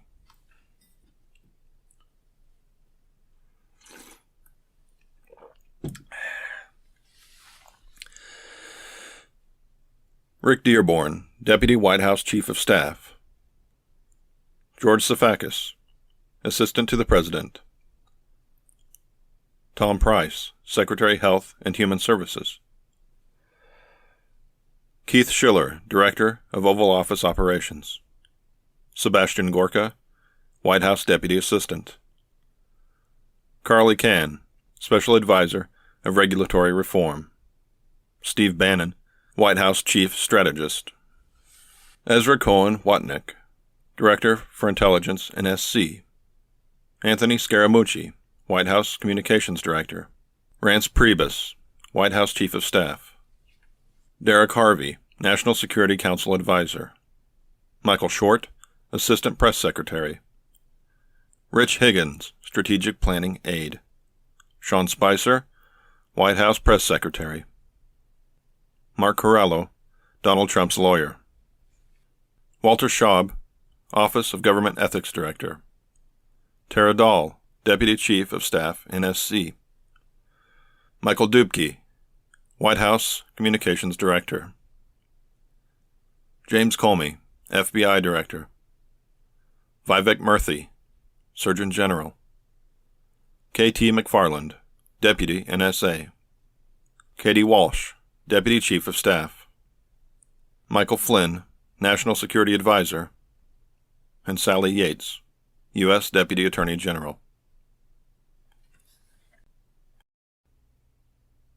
Afterword. In The Prince, Niccolò Machiavelli broke with the traditional guidance for rulers by writing that there is no need for a ruler to strive to be moral and upright.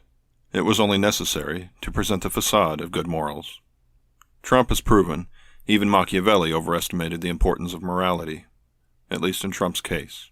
We can look at a single issue of Trump's relationship with women, and it is made clear that Trump, somehow, is allowed by society to exist with an entirely separate rulebook, even when compared to the rich and powerful.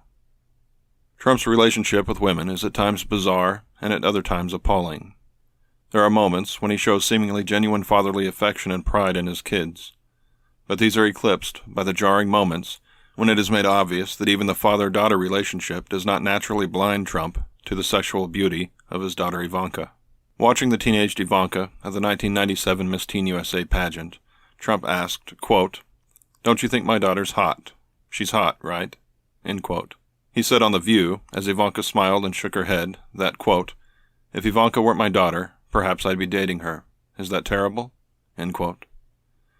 According to Stormy Daniels, before she and Trump had sex, he made several comments comparing the pornographic actress to his daughter Ivanka. When asked what he has in common with Ivanka, Trump answered, sex. On Howard Stern's show, he complimented Ivanka's figure and said, quote, "She's got the best body," end quote. He told Rolling Stone, quote, "Yeah, she's really something, and what a beauty, that one. If I weren't happily married and, her father," before trailing off. If a man will sexualize even his daughter, it is easy to guess how he views other women. Return to the quotes earlier in this book for examples of how he speaks about women. Further evidence of his viewing women's sexual beauty as their greatest quality is found in the beauty pageants he owned. You can see it again with women he has had relationships with. They include models, a Playboy playmate, and a pornographic actress. Even First Lady Melania Trump used to work as a nude model. This last example also demonstrates the immunity from standard expectations that Trump enjoys when we remember the shocked reaction of conservatives when Michelle Obama wore a sleeveless dress or a skirt that came above her knees. Trump's relationship with women shifts from belittling to predatory in light of the 25 women who have accused him of sexual misconduct. Their claims are reinforced by an audio recording of Trump describing how he, as a star, can just start kissing a woman or grab them by their genitals and get away with it. As the Me Too movement grew into a juggernaut that rolled over rich and powerful men who had assaulted women, Trump remained unscathed.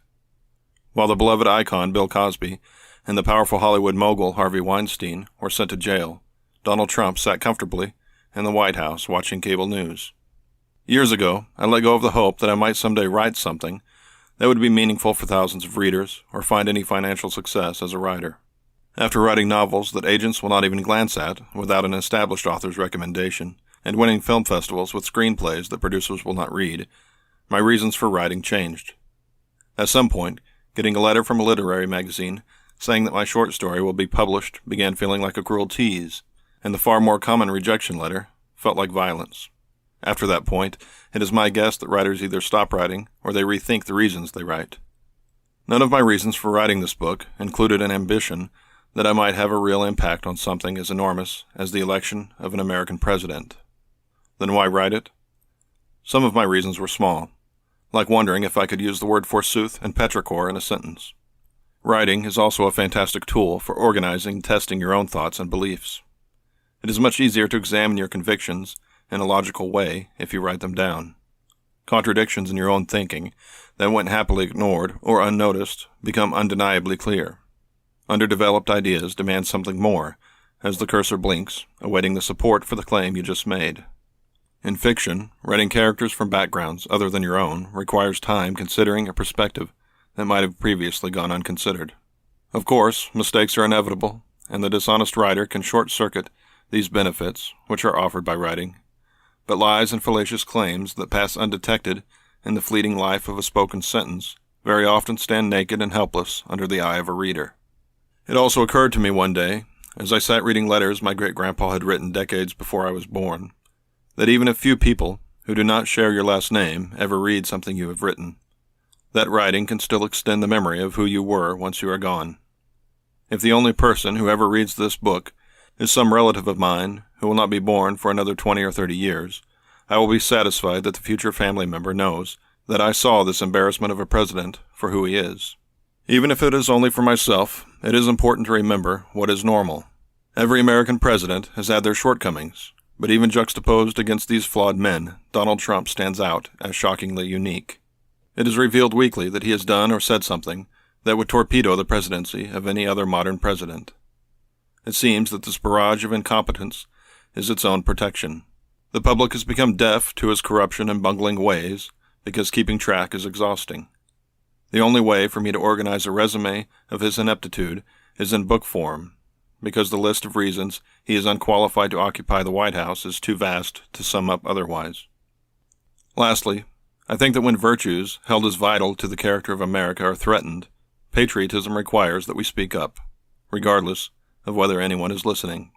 The United States is sturdy enough to withstand and recover from 4 years of Trump, though it is not clear whether it can remain itself after 8. This is a test I hope we will avoid. Otis Adams.